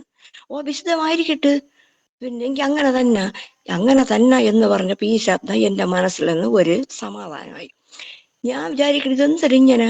പിന്നെ എനിക്ക് ചിന്ത വന്നു, ഞാൻ വസ്തു വിറ്റാൽ പിന്നെ അന്യജാതിക്കാർ ആ വസ്തു വാങ്ങിച്ചു കഴിഞ്ഞാൽ അവരവിടെ കുടിയേറ്റുന്ന പിന്നെ നമ്മുടെ ആരാധന അവർക്ക് അലക്ഷ്യമായി തീരും, നമ്മളും അവർ ശത്രുക്കളായി തീരും. അപ്പൊ ഈ 50 സെന്റ് സ്ഥലം നടത്തി വേറെ ആരും താമസിക്കാൻ പാടില്ല. ആലയിരിക്കുന്ന സ്ഥലം യഹോവയ്ക്ക് വിശുദ്ധമായിരിക്കട്ടെ, ഞാൻ വിൽക്കൂല അപ്പാ, നിന്റെ നാമത്തിന് വേണ്ടി ഞാൻ അർപ്പിച്ചു. ഇങ്ങനെ പറഞ്ഞു, ഞാൻ വിൽക്കൂല അപ്പാ, ഭൂമിയും പൂർണ്ണ നിനക്കുള്ള നിന്റെ നാഥനെ അർപ്പിച്ചു, ഞാൻ മിണ്ടാതിരിക്കുന്നു. പിറ്റേ ആഴ്ച എൻ്റെ ആള് വന്നപ്പം ചോദിച്ചു, ഇങ്ങനെ പറഞ്ഞ് പിന്നെ ബ്രോക്കർമാരെ നോക്കട്ട് ഞാൻ കൊടുക്കാം. അപ്പോഴ് ഞാൻ പറഞ്ഞു വേണ്ട. എന്ത്? ഞാൻ പറഞ്ഞ ആ കണക്കൂട്ടിലൊക്കെ പൊളിഞ്ഞ് കാര്യം എന്ത്? ഞാൻ ഒരു കാര്യം ഇപ്പൊ അഡ്മിഷൻ നോക്കണ്ട, എൻട്രൻസ് എഴുതി കിട്ടണം, അല്ലെങ്കിൽ അത് ഡിഗ്രിക്കാതെല്ലാം പോട്ട് എന്ന് പറഞ്ഞു. എന്നെ മുമ്പോട്ട് വിടില്ല, ദൈവം പുറന്നോട്ട് വിടില്ല. ആരുടെ പറയാൻ? ഞാൻ അവിടെ എൻ്റെ ഭർത്താവ് പറഞ്ഞു, ഇങ്ങനെയാണ് കേട്ടോ. ഞാൻ ബസ്സിൽ കയറി ടിക്കറ്റ് നിന്ന് പ്രാർത്ഥിച്ച ശബ്ദം ഇങ്ങനെ എന്നെ വിട്ടുപോ. രാവിലെ 10 മണിക്ക് ബസ് കയറി തുടങ്ങിയത് വൈകുന്നേരം വീട്ടിൽ 5 മണിയായിട്ട് ഈ ശബ്ദം ഇട്ട് പോകാനില്ല. കാര്യം ഞാൻ സമ്മതിക്കില്ലല്ലോ. ഞാൻ കൊടുക്കുമ്പോൾ അങ്ങനെ ആവട്ടെ എന്ന് പറഞ്ഞപ്പോഴാണ് ഞാൻ ഷൗട്ട് ചെയ്താൽ പറഞ്ഞു അങ്ങനെ ആവട്ടെ. പിന്നെ എനിക്ക് ചിന്ത വന്നത്, വല്ലവരെയൊക്കെ കയറ്റി വന്നു കഴിഞ്ഞാൽ അങ്ങനെ ആയിരിക്കും എന്ന് ചിന്തിച്ച് അങ്ങനെ പിന്നെ ആ വസ്തു വിൽപ്പന നടന്നില്ല. എൻ്റെ മകളെ ചൈനയിലോട്ട് പഠിക്കാൻ ഒത്തിരി ഉണ്ട് സിസ്റ്ററെ, കാര്യം പറഞ്ഞു ചൈനയിലോട്ട് പഠിക്കാൻ ഉള്ളൊരു വഴി ദൈവം ഒരുക്കി. അത് ദേവദാസന്മാർ കൂടെ ഉണ്ടായിരുന്നു. അവൾക്ക് MBBS ആണ് വച്ചിരിക്കണമെന്നു. അങ്ങനെ മോളെ കാണാതെ ഞങ്ങളിരിക്കില്ല, മോള് ഞങ്ങളെ കാണാതിരിക്കില്ല. മനസ്സോടെ ഞങ്ങളെ പിടിച്ചു വാങ്ങി ദൈവം അങ്ങ് MBBS പഠിക്കാൻ ചൈനയിൽ വിട്ടു. അവിടെ എല്ലാം ദൈവം കൂടെ ഇരുന്ന്, യാത്രകളിലും കാലാവസ്ഥയിലും ദൈവം കൂടെ ഇരുന്ന്, വിദ്യാഭ്യാസത്തിനും കൂടെ ഇരുന്നു. അവിടെ അവർക്ക് സ്കോളർഷിപ്പ് കിട്ടി. എൻ്റെയും അവളെ പപ്പയുടെ അമ്മയുടെ പേരോട് ചേർത്താണ് അവളെ പേരവിടെ ഫ്ലക്സുകൾ അടിച്ചു വെച്ചിരുന്നു. അങ്ങനെയൊക്കെ ഒത്തിരി ദൈവിക അനുഭവങ്ങളൊക്കെ ഉണ്ടായി. ഇവിടെ വന്ന് ഇവിടത്തെ പരീക്ഷ എഴുതി മകൾക്ക് ജയിപ്പാൻ ദൈവം കൃപ ചെയ്ത്. അവളോടൊപ്പം എഴുതി ആർക്കും കിട്ടിയില്ല, അവൾക്ക് മാത്രം കിട്ടി. അങ്ങനെ കിട്ടി. ഇവിടുത്തെ കൊറോണ സമയത്ത് ഇവിടുത്തെ ഹോസ്പിറ്റൽ ഇന്റേൺഷിപ്പൊക്കെ ചെയ്ത് അങ്ങനെയൊക്കെ പോയി. അപ്പോൾ ഈ ചൈനയിൽ വിട്ട് പഠിപ്പിച്ച് 2 വർഷം കഴിഞ്ഞപ്പോൾ ഞങ്ങളെ കരങ്ങളിൽ പൈസയൊന്നും ഇല്ലായിരുന്നു, ബാധ്യതയിൽ കൂടെ വിട്ടത്. ആ സമയത്താണ് ഈ വലിയ ആലയം പണിയുന്ന സമയം എന്നത്. ആലയം നേരത്തെ പണിത് ബാധ്യത വന്നെങ്കിൽ ഞങ്ങൾ എൻ്റെ മോളെ പഠിക്കാൻ വിടൂലായിരുന്നു. ഇപ്പൊ എൻ്റെ മോളെ പഠിക്കാനും വിട്ടുപോയി. ഇവിടെ വലിയ ആലയം പണിയണം. 1.25 ലക്ഷം രൂപ എന്തോ കയ്യിലുണ്ടായിരുന്നു. ഈ പൈസ തീർന്ന് ആലയം പണിയന്റെ കൺവെൻഷൻ നിശ്ചയിച്ചിരിക്കുന്നു. അതിന് ആലയം പണിയണം, മഴക്കാലവും കൂടെ വരാൻ പോവുകയാണ്. എൻ്റെ ഭർത്താവ് ഓഫീസറിനോട് പറയുക, അവരടുത്ത് ഇത്ര ലക്ഷങ്ങൾ കാര്യം പണിക്കാരെ വിട്ടാൽ പിന്നെ കിട്ടൂല. പാസ്റ്റർ ആണെങ്കിൽ സൈലന്റ്. പാസ്റ്റർക്ക് പൈസ അറിയണ്ട, വിശ്വാസിക്ക് അറിയണ്ട. അവിടെ ഇരുന്ന് പണിക്കാർ നടത്തി ആലയം പണിത് വാർക്കാൻ സമ്മതി ഷീറ്റ് ഇട്ട് 9.25 ലക്ഷം രൂപ പലിശ കടം വന്നു. പലിശ കടം വന്നപ്പോൾ പാസ്റ്ററോടെ ഞാൻ പറഞ്ഞു, പാസ്റ്ററെ ഇത്ര ലക്ഷം രൂപ പലിശ കടമാണ്, ഞാൻ ഇതിന് പലിശ എങ്ങനെ കൊടുക്കും? പാസ്റ്റർ 1 രൂപ തന്നില്ല. അന്ന് മേശവിൽ 30,000 രൂപ വരുമാനം വരും, 1 രൂപ തന്നില്ല. പാസ്റ്ററിനെ കൊണ്ടുപോകും, വല്ലതും തരണമെങ്കിൽ തരട്ടെ എന്നാണ് പറഞ്ഞത്. 5 വർഷം ഇരുന്നിട്ട് അവസാനത്തെ വർഷം ചെയ്ത പരിപാടിയാണ്. അപ്പൊ എൻ്റെ മോളെ പഠിത്തവും ഈ 9.25 ലക്ഷത്തിലേക്ക് പലിശ കൊടുക്കണ കാര്യവും എൻ്റെ ഭർത്താവ് ശമ്പളം വാങ്ങിക്കണ തികയിൽ അന്നേ ദിവസം തന്നെ പലിശക്കാർക്ക് പലിശയും കൊടുത്തു. എൻ്റെ മോക്ക് ആഹാരത്തിന് അയച്ചു കൊടുക്കാൻ പോലും പൈസ ഇല്ലാത്ത ഒരു കാലഘട്ടം. ഇതിൻ്റെ ഇടയിൽ അറിയുന്നു ഈ പാസ്റ്റ് കൊണ്ട് ട്രാൻസ്ഫറിന് വേണ്ടിയിട്ട് കത്ത് കൊടുത്തിരിക്കണമെന്ന് ഞങ്ങളെ ചർച്ചിലെന്ന്. ഞങ്ങൾ അന്തം വിട്ടു. ഞാനും എൻ്റെ ഫാമിലി വെളിക്ക് വേണ്ടിയിട്ടില്ല. അപ്പോൾ ഞങ്ങൾ വിചാരിച്ചു ദൈവഹിതം പോലെ ആവിട്ട്, ട്രാൻസ്ഫർ വാങ്ങിച്ച് പോണെങ്കിൽ പോട്ട് എന്ന് പറഞ്ഞ് ഈ 9.25 ലക്ഷം രൂപ പലിശക്കടം കിടക്കയ്ക്ക് ഈ അറിഞ്ഞ പാസ്റ്റർ ട്രാൻസ്ഫർ വാങ്ങിച്ചു പോയി. ചർച്ചിനകത്ത് ഒരു പരാതി ബഹളമൊന്നും ഉണ്ടായില്ല. അടുത്ത സെന്ററിൽ നിന്ന് വേറൊരു ദേവദാസനെ പോയിട്ട് 6 മാസമൊക്കെ. അപ്പൊ ആ പാസ്റ്റും പറഞ്ഞു, നിങ്ങള് ആ ദേവദാസം പോയി പിടിച്ചു നിർത്തി പറയാത്തെന്ത്? ആലയ പണി വെച്ച് എൻ്റെ പൈസ വെച്ചിട്ട് പോകാൻ പറയാത്തെന്ത്? ഞങ്ങൾ പറഞ്ഞു ഞങ്ങൾക്ക് ദൈവ കോപമൊന്നും കേൾക്കാൻ വയ്യ എന്ന് പറഞ്ഞു. അപ്പൊ അടുത്ത് വന്ന പാസ്റ്റ് 6 മാസം നിന്ന് ഇതില് ഒരു വിശ്വാസി പുരുഷൻ തോന്നി, ഈ വലിയ ആലയം ഇതെല്ലാം ഇനി ഇവരെ മക്കൾക്കില്ലേ വരുള്ളൂ. അങ്ങനെ പാസ്റ്റർക്ക് നുണ പറഞ്ഞെന്നാ പറയാ. പാസ്റ്റർ നുണ കേട്ടു. അങ്ങനെ സെന്ററിന് എഴുതി കൊടുക്കണമെന്ന് ആവശ്യപ്പെട്ടു. അപ്പൊ സെന്ററുകാരൻ ഞങ്ങളുടെ ആവശ്യപ്പെട്ടില്ല, ഞങ്ങൾ ചേർന്നിരിക്കുന്നേ ഉള്ളൂ. അവിടുത്തെ ദൈവദാസന്മാർക്ക് വേണ്ട, ഇവിടെ ചുമ്മാ ഇരിക്കണ ഈ പുരുഷനും പാസ്റ്റർക്ക് കയ്യിലെടുത്ത് ഞങ്ങൾ ഈ 50 സെന്റ് സ്ഥലം ഈ ചർച്ച് എഴുതി കൊടുക്കണം. ഇത് സംസാരം. അപ്പോൾ ഞങ്ങൾ അങ്ങ് സെന്ററിന് കൊടുക്കാന്ന് പറയും. ഇത് കൊടുത്തു. ഞങ്ങള് തലമുറയെ ക്രയവിക്രയം ഒന്നും ചെയ്ത് ദൈവനാഥന്റെ അർപ്പിക്കപ്പെട്ടു. ഇനി സെന്ററിനോട് കൊടുക്കുന്ന പരിപാടിയൊന്നുമില്ല. അവിടെ ആരും ആവശ്യപ്പെടില്ല. ഇങ്ങനെ സഹോദരിയുടെ ഭാഗത്ത് ഒരു സഹോദരിയാണെങ്കിൽ ഇവിടുന്ന് കുറച്ച് ആത്മാക്കളെ കൊണ്ടുപോയി ഒരു ചർച്ച വെച്ച് അവളെ ഭർത്താവിനെ പാസ്റ്ററാക്കി. ഇങ്ങനെ പക്ഷം ചേർന്ന് ഞങ്ങളെ സഭയിൽ നിന്ന് പകുതിയോളം വിശ്വാസികളെ വലിയ ആലയം പണി വച്ചതിന് ശേഷം കൊണ്ട് ഇങ്ങനെയൊക്കെ പോയി. അങ്ങനെ വലിയ അടി ദുഃഖം സഹിക്കാൻ വയ്യ. ഈ നാണം കെട്ട വർത്തമാനം ആരുടെ പറയാൻ വയ്യ. 9.5 ലക്ഷം പലിശക്കെടുത്ത് സഭകൾ പണിതെന്ന് ആരുടെ പറയാൻ വയ്യ. പലിശയ്ക്ക് പൈസ ചോദിക്കും. അവരെയൊക്കെ നിങ്ങൾക്ക് എന്തോന്ന് ആവശ്യമാണ്? ഞങ്ങൾ മുഴുക്കെ പറഞ്ഞില്ല മോളെ പഠിപ്പിക്കാനെന്ന്. പള്ളിക്ക് വേണ്ടെന്ന് പറയാം ഒക്കെ ജാതികളോട് ബന്ധുക്കളായിരുന്നല്ലേ ഇങ്ങനെ ദേവദാസന്മാർ ചെയ്ത്. നിങ്ങൾക്ക് പണം ഇല്ലേ, നിങ്ങൾ എന്തിനു പള്ളി വെച്ചത്? ഇങ്ങനെ വലിയ ചോദ്യം. ഞാൻ തന്നെ എനിക്ക് പ്രാർത്ഥന ഇല്ലാതെ ആയിപ്പോയി ദൈവനാമത്തില്. അങ്ങനെ ഇരുന്ന് എനിക്ക് മാസമുറയില് ബ്ലീഡിങ് ആയി. ഞങ്ങൾ ഈ സമയത്ത് IC വെന്റിലേറ്ററിൽ ഞാൻ കിടക്കേണ്ടതായിട്ട് വന്നു. 2015 മരണത്തോട് മല്ലടിച്ച് അങ്ങനെ പ്രാർത്ഥന നഷ്ടപ്പെട്ട് ഞങ്ങള് നേടിയ ഈ പാസ്റ്റർമാരിക്കണമെങ്കിലും ഭവനങ്ങൾ വിസിറ്റ് ചെയ്യണതും വിശ്വാസികളെ ദൈവത്തിങ്കിലേക്ക് ആക്കണതെല്ലാം ഞങ്ങളുടെ തൊഴിലായിരുന്നു. അപ്പൊ ഞങ്ങൾ നേടിയ വിശ്വാസികൾ ഇങ്ങനെ പോയപ്പോ എനിക്ക് സഹിക്കാനുള്ള പ്രാർത്ഥനയില്ല. നഷ്ടപ്പെട്ടു പോയി അങ്ങ്. ഈ വിശ്വാസികളെ ഓർത്തും അവർക്ക് വേണ്ടി ചെന്ന് ഉപവസിച്ചതും പ്രാർത്ഥിച്ചതും അവരുടെ ജീവിതത്തിൽ കണ്ട വിടുതൽ ഓർത്ത് വളരെ ദുഃഖിതയായിപ്പോയി. ഈ സമയം ഞാൻ ആശുപത്രിയിലെ മരണത്തോട് മല്ലടിച്ച് പ്രാർത്ഥനയില്ല, നഷ്ടപ്പെട്ട്. അത് എനിക്ക് കിട്ടിയ ഏറ്റവും അടിയായിപ്പോയി.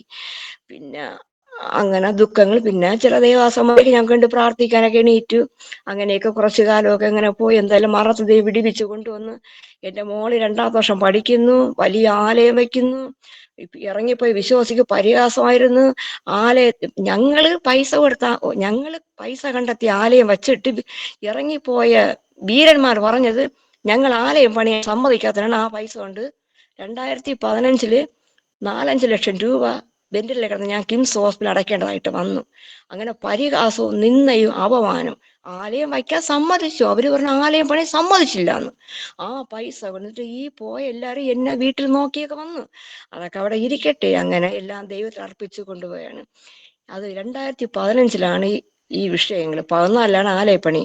ഈ 2025 ഈ 9.25 ലക്ഷം രൂപ വരുന്നു. 1 രൂപ ഞാൻ ഇന്നും പലിശ കൊടുത്തുകൊണ്ടിരിക്കണം. എന്റെ ഭർത്താവ് ഈ കടം വീട്ട ഇതുവരെയും കഴിഞ്ഞില്ല. അതൊരു നിൽക്കട്ടെ.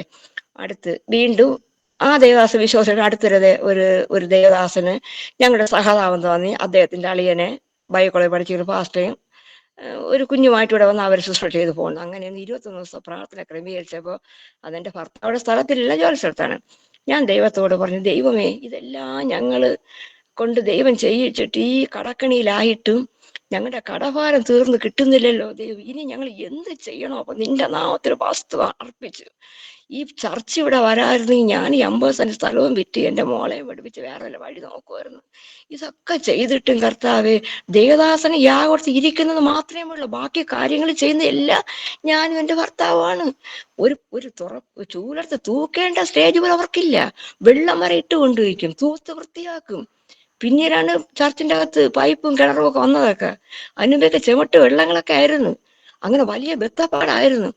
അപ്പോഴ് ഞാൻ കേട്ട ദൈവശബ്ദം, ദൈവ ഇഷ്ടം ചെയ്യാത്തിടത്തോളം കാലം. അപ്പോൾ ഞാൻ കേൾക്കണം, ദൈവ ഇഷ്ടമല്ലേ ഈ ചെയ്തു പകൽക്കാലം ഉപവാസം, ദൈവ ഇഷ്ടമല്ലേ ഈ കിടന്ന് ചെയ്തു, ഇനി എന്തൊരു ദൈവ ഇഷ്ടം ചെയ്യാ യേശോപ്പ? എത്ര വർഷങ്ങളുണ്ട് ഞങ്ങൾ ഈ അനുഭവിക്കുന്ന സാമ്പത്തിക വിഷയം ആരോട് തുറന്നു പറയാൻ കഴിയില്ല അപ്പ. ഇത് ആരോട് പറയാൻ? കർത്താവ് മോളെ പഠിപ്പിച്ച ഒരു പെൺകുട്ടിയെ പഠിപ്പിക്കേണ്ട വല്ല ആവശ്യം ഉണ്ടായിരുന്ന? എന്റെ അധിക ദുർമോഹം അവളൊരു മിഷണറി ഡോക്ടർ ആക്കുന്നു. കുട്ടി പഠിക്കുന്ന ഒരു കുട്ടിയും കൂടെയാണ്. പിന്നെ ഇങ്ങനെയൊക്കെ വേണ്ടായിരുന്നു, ഒന്നും വേണ്ടായിരുന്നു. ഉള്ളതിനെ കഴിച്ചും കൂട്ടി മിണ്ടായി. എന്റെ ഭർത്താവ് ഒരു ഉദ്യോഗസ്ഥ, 1 രൂപ മിച്ചമില്ല എന്നൊക്കെ ദൈവസങ്കടം പറഞ്ഞു.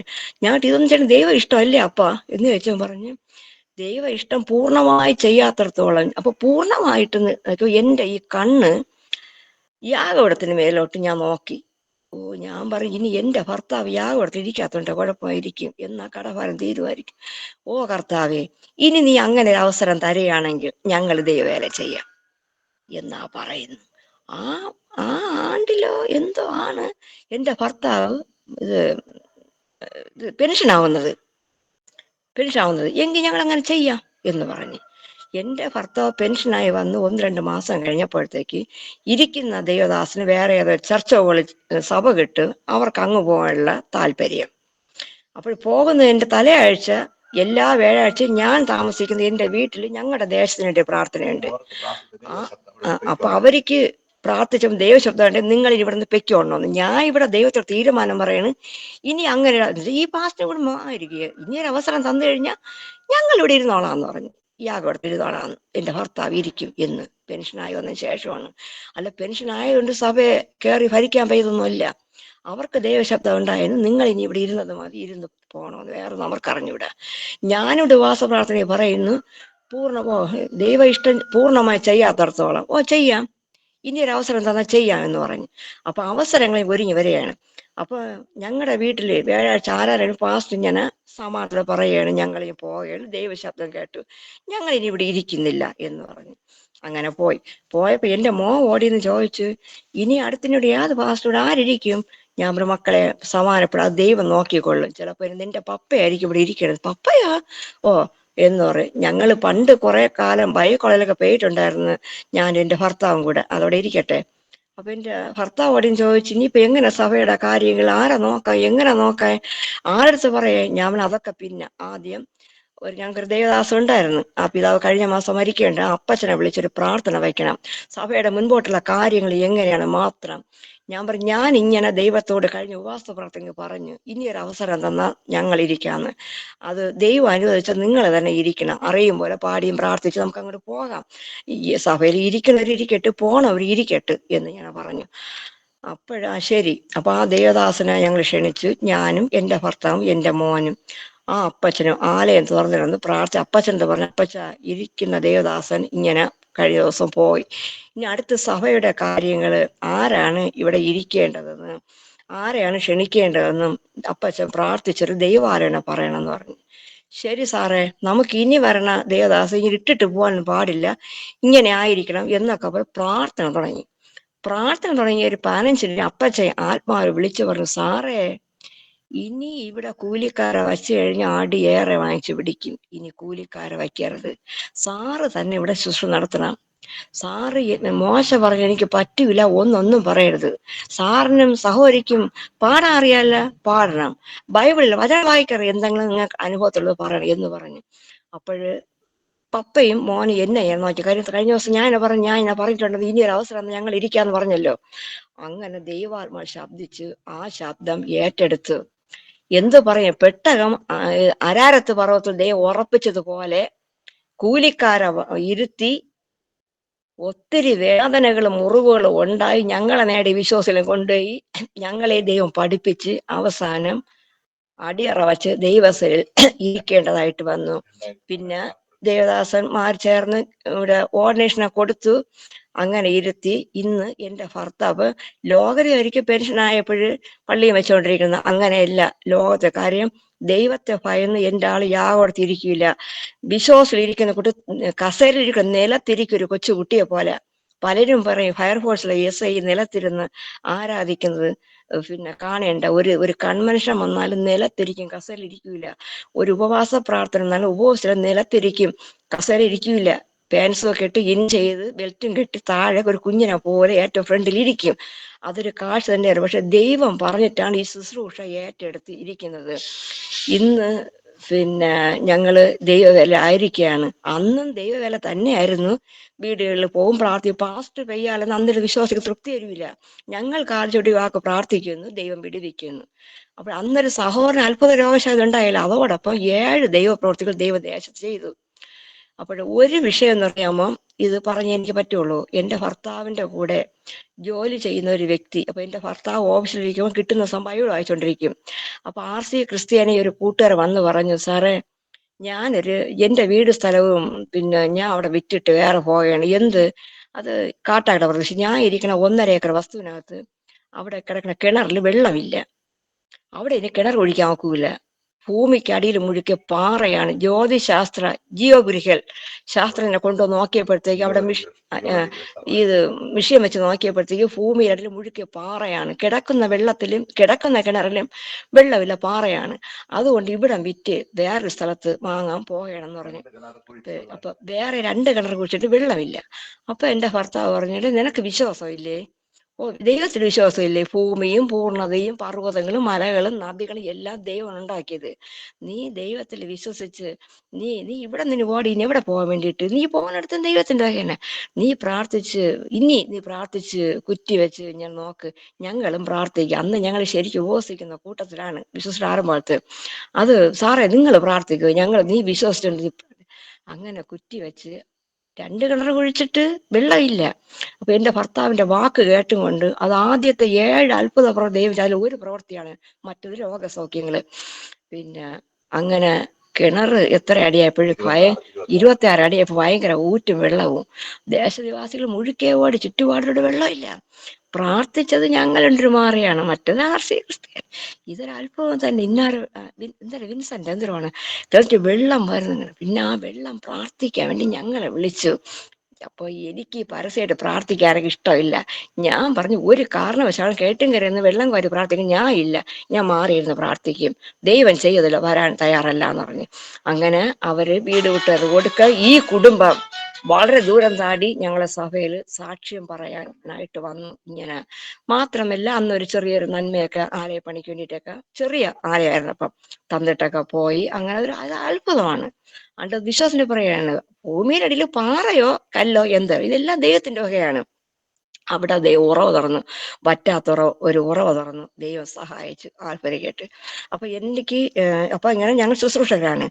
എനിക്ക് 2 മക്കളെ ദൈവം തന്നു. മൂത്ത മകൻ പിന്നെ അവൻ +2 കഴിഞ്ഞു, 4 വർഷം ടൂൾസ് ആൻഡ് ഡൈ മേക്കർ അവൻ പഠിച്ചു. അങ്ങനെ ഇരുന്ന് അവന് വിദേശത്തൊക്കെയാണ് ജോലി സാധിച്ചത്. അവൻ പഠിച്ചിറങ്ങിയപ്പം പല വാതിലുകളും അടഞ്ഞു. അങ്ങനെ അവന് ബ്രഹ്മോസില് കാര്യം ഹെലികോപ്റ്ററിന്റെ പാർട്സ് ചെക്ക് ചെയ്ത് വിട്ടാൽ അങ്ങനത്തെ ഒരു കോൺട്രാക്ടർ ജോലി ഉണ്ടായിരുന്നു. ഇന്റർവ്യൂ ചെയ്ത് 2 റാങ്കിൽ എടുത്തു. പക്ഷെ അവിടെ ശമ്പളമൊന്നുമില്ല, ഒരു 7,000-8,000 ശമ്പളം കിട്ടുള്ളൂ. അതുകൊണ്ട് അവൻ മതിയാക്കിയിട്ട് സ്വന്തമായിട്ട് ട്രാവൽസ് തുടങ്ങി. ഇന്ന് അവനൊരു 5-6 കാറുകളൊക്കെ ഉണ്ട്. അങ്ങനെ അനുഗ്രഹിക്കട്ടെ, ഒരു കുടുംബജീവിതത്തിൽ നിന്ന് ഒരു മകളെ അവന് ഭാര്യയായിട്ട് കിട്ടി. 2 കുഞ്ഞുങ്ങളുണ്ട്. അവനങ്ങനെ പ്രൈവറ്റ് സ്ഥാപനങ്ങളിൽ ജോലിക്ക് പോകാൻ അവനന്ന് ലഭ്യമില്ല. അവൻ ടെക്നോളജി പരമായിട്ട് ഭയങ്കര ഒരു ബുദ്ധി ദൈവം കൊടുത്തിട്ടുണ്ട്. അവൻ ഹാർഡ് വർക്ക് വളരെ കുറവാണ്. അങ്ങനെ അവന്റെ ജീവിതം അങ്ങനെ ആയിരിക്കുകയാണ്. അവന് ഗവൺമെന്റ് ജോലി കിട്ടണമെങ്കിൽ PSC നല്ല പഠിക്കണം. അവൻ അതിനോട് ശ്രമിച്ചില്ല. പ്രൈവറ്റ് സ്ഥാപനങ്ങൾ വിദേശത്തൊക്കെ പോകാൻ നോക്കിയിട്ട് വാതിലൊന്നും ശരിയായിട്ട് പറ്റാത്തതുകൊണ്ട് പോയില്ല. അവൻ നല്ലൊരു കുടുംബജീവിതത്തിന്റെ ഉടമയായി ഞങ്ങളോടൊപ്പം വസിക്കുകയാണ്. ഇന്ന് 7 വർഷം കഴിഞ്ഞ ആഴ്ച പൂർത്തി വിവാഹം കഴിഞ്ഞിട്ട് നടത്തുകയാണ്. എൻ്റെ മകളുടെ വിഷയം എന്ന് പറയുമ്പോൾ, ഞാൻ ഈ കഷ്ടതയിൽ കിടക്കുന്ന തന്നെ എൻ്റെ മകൾക്ക് 3ാം സ്റ്റാൻഡേർഡ് പഠിച്ചപ്പോഴത്തേക്ക് ഞാൻ അത് ഒരു സ്വപ്നവും ശബ്ദവും കേൾക്കുന്നു. കൂട്ടുകാരിൽ പരമായി ആനന്ദ തൈലം അഭിഷേകം ചെയ്തിരിക്കുന്നു. ഈ ശബ്ദം കേട്ട് ഞാൻ ഉറക്കത് എന്തെന്ന് ചോദിച്ചു. എൻ്റെ മകളെ ഇങ്ങനെ ആരോ എടുത്ത് ഇങ്ങനെ കാണിക്കുന്നു. അപ്പോൾ അന്നൊന്നും എനിക്ക് ശരിക്കും അറിഞ്ഞുകൂടാ വചനം ഇട്ടെങ്കിലും.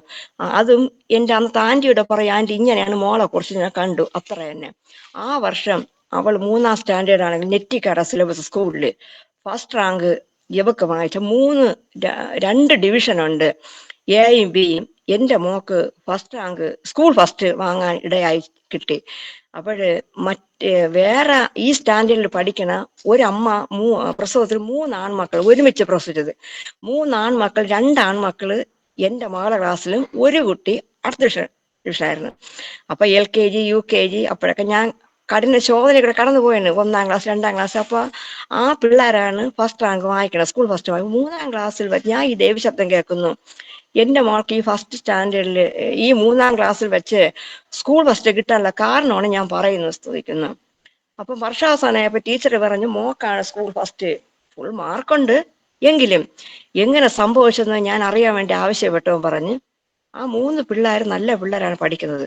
ഒരു കുട്ടി മാത്സില് കണക്ക് ചെയ്തിട്ട് ആൻസർ എടുത്ത് എഴുതിയില്ല. അങ്ങനെ അവൻ 1 മാർക്ക് പോയി. എൻ്റെ മോക്ക് സ്കൂൾ ഫസ്റ്റ് കിട്ടാൻ ദൈവത്തിന്റെ വചനം വിടുവിച്ചത്. ഒരാള് ആൻസർ എഴുതുന്നിടത്ത് നമ്പർ ഇട്ടില്ല. ഒരു ആൻസർ എഴുതിയില്ല. അങ്ങനെ അവർക്ക് 3 പേർക്ക് സ്കൂൾ ഫസ്റ്റ് നഷ്ടപ്പെട്ട് എൻ്റെ മോക്ക് ദൈവം കൊടുത്തു. കൂട്ടുകാരിൽ പരമായി ആനന്ദ തലവശേരി. ആ വർഷം മുതൽ 11ാം ക്ലാസ് വരെ സൺഡേ സ്കൂൾ തലത്തിൽ ഉയർന്ന റാങ്ക് അവൾക്കാണ്. ഈ 11 വർഷത്തെ മാസിക എൻ്റെ പേരിരിക്കുന്ന അവളെ പേരിരിക്കുന്ന ദൈവം വചനം അയച്ച് വിടിവിച്ചു. അപ്പൊ ഒരു തരത്തിൽ പഠിക്കുവാൻ അധികം പഠിക്കൂല, പറഞ്ഞാൽ കേൾക്കും, അനുസരിക്കും, മോനെ പോലെയല്ല. അങ്ങനെ ഇവളൊരു എൻ്റെ കഷ്ടതയില് വന്നുകൊണ്ട് ഒരു മിഷനറി ഡോക്ടറാക്കി കൊള്ളാമായിരുന്നു എന്നൊക്കെയുള്ള എൻ്റെ ആഗ്രഹവും പ്രാർത്ഥനയായിരുന്നു. അങ്ങനെ ചൈനയിലൊക്കെ പോയി പഠിച്ച് വന്നു. എന്തായാലും ഇപ്പോ പഞ്ചാബ് അമൃത്സർ ഗവൺമെന്റ് മെഡിക്കൽ കോളേജിൽ MD ചെയ്തുകൊണ്ടിരിക്കുകയാണ്. 3ാമത്തെ വർഷമാണ്.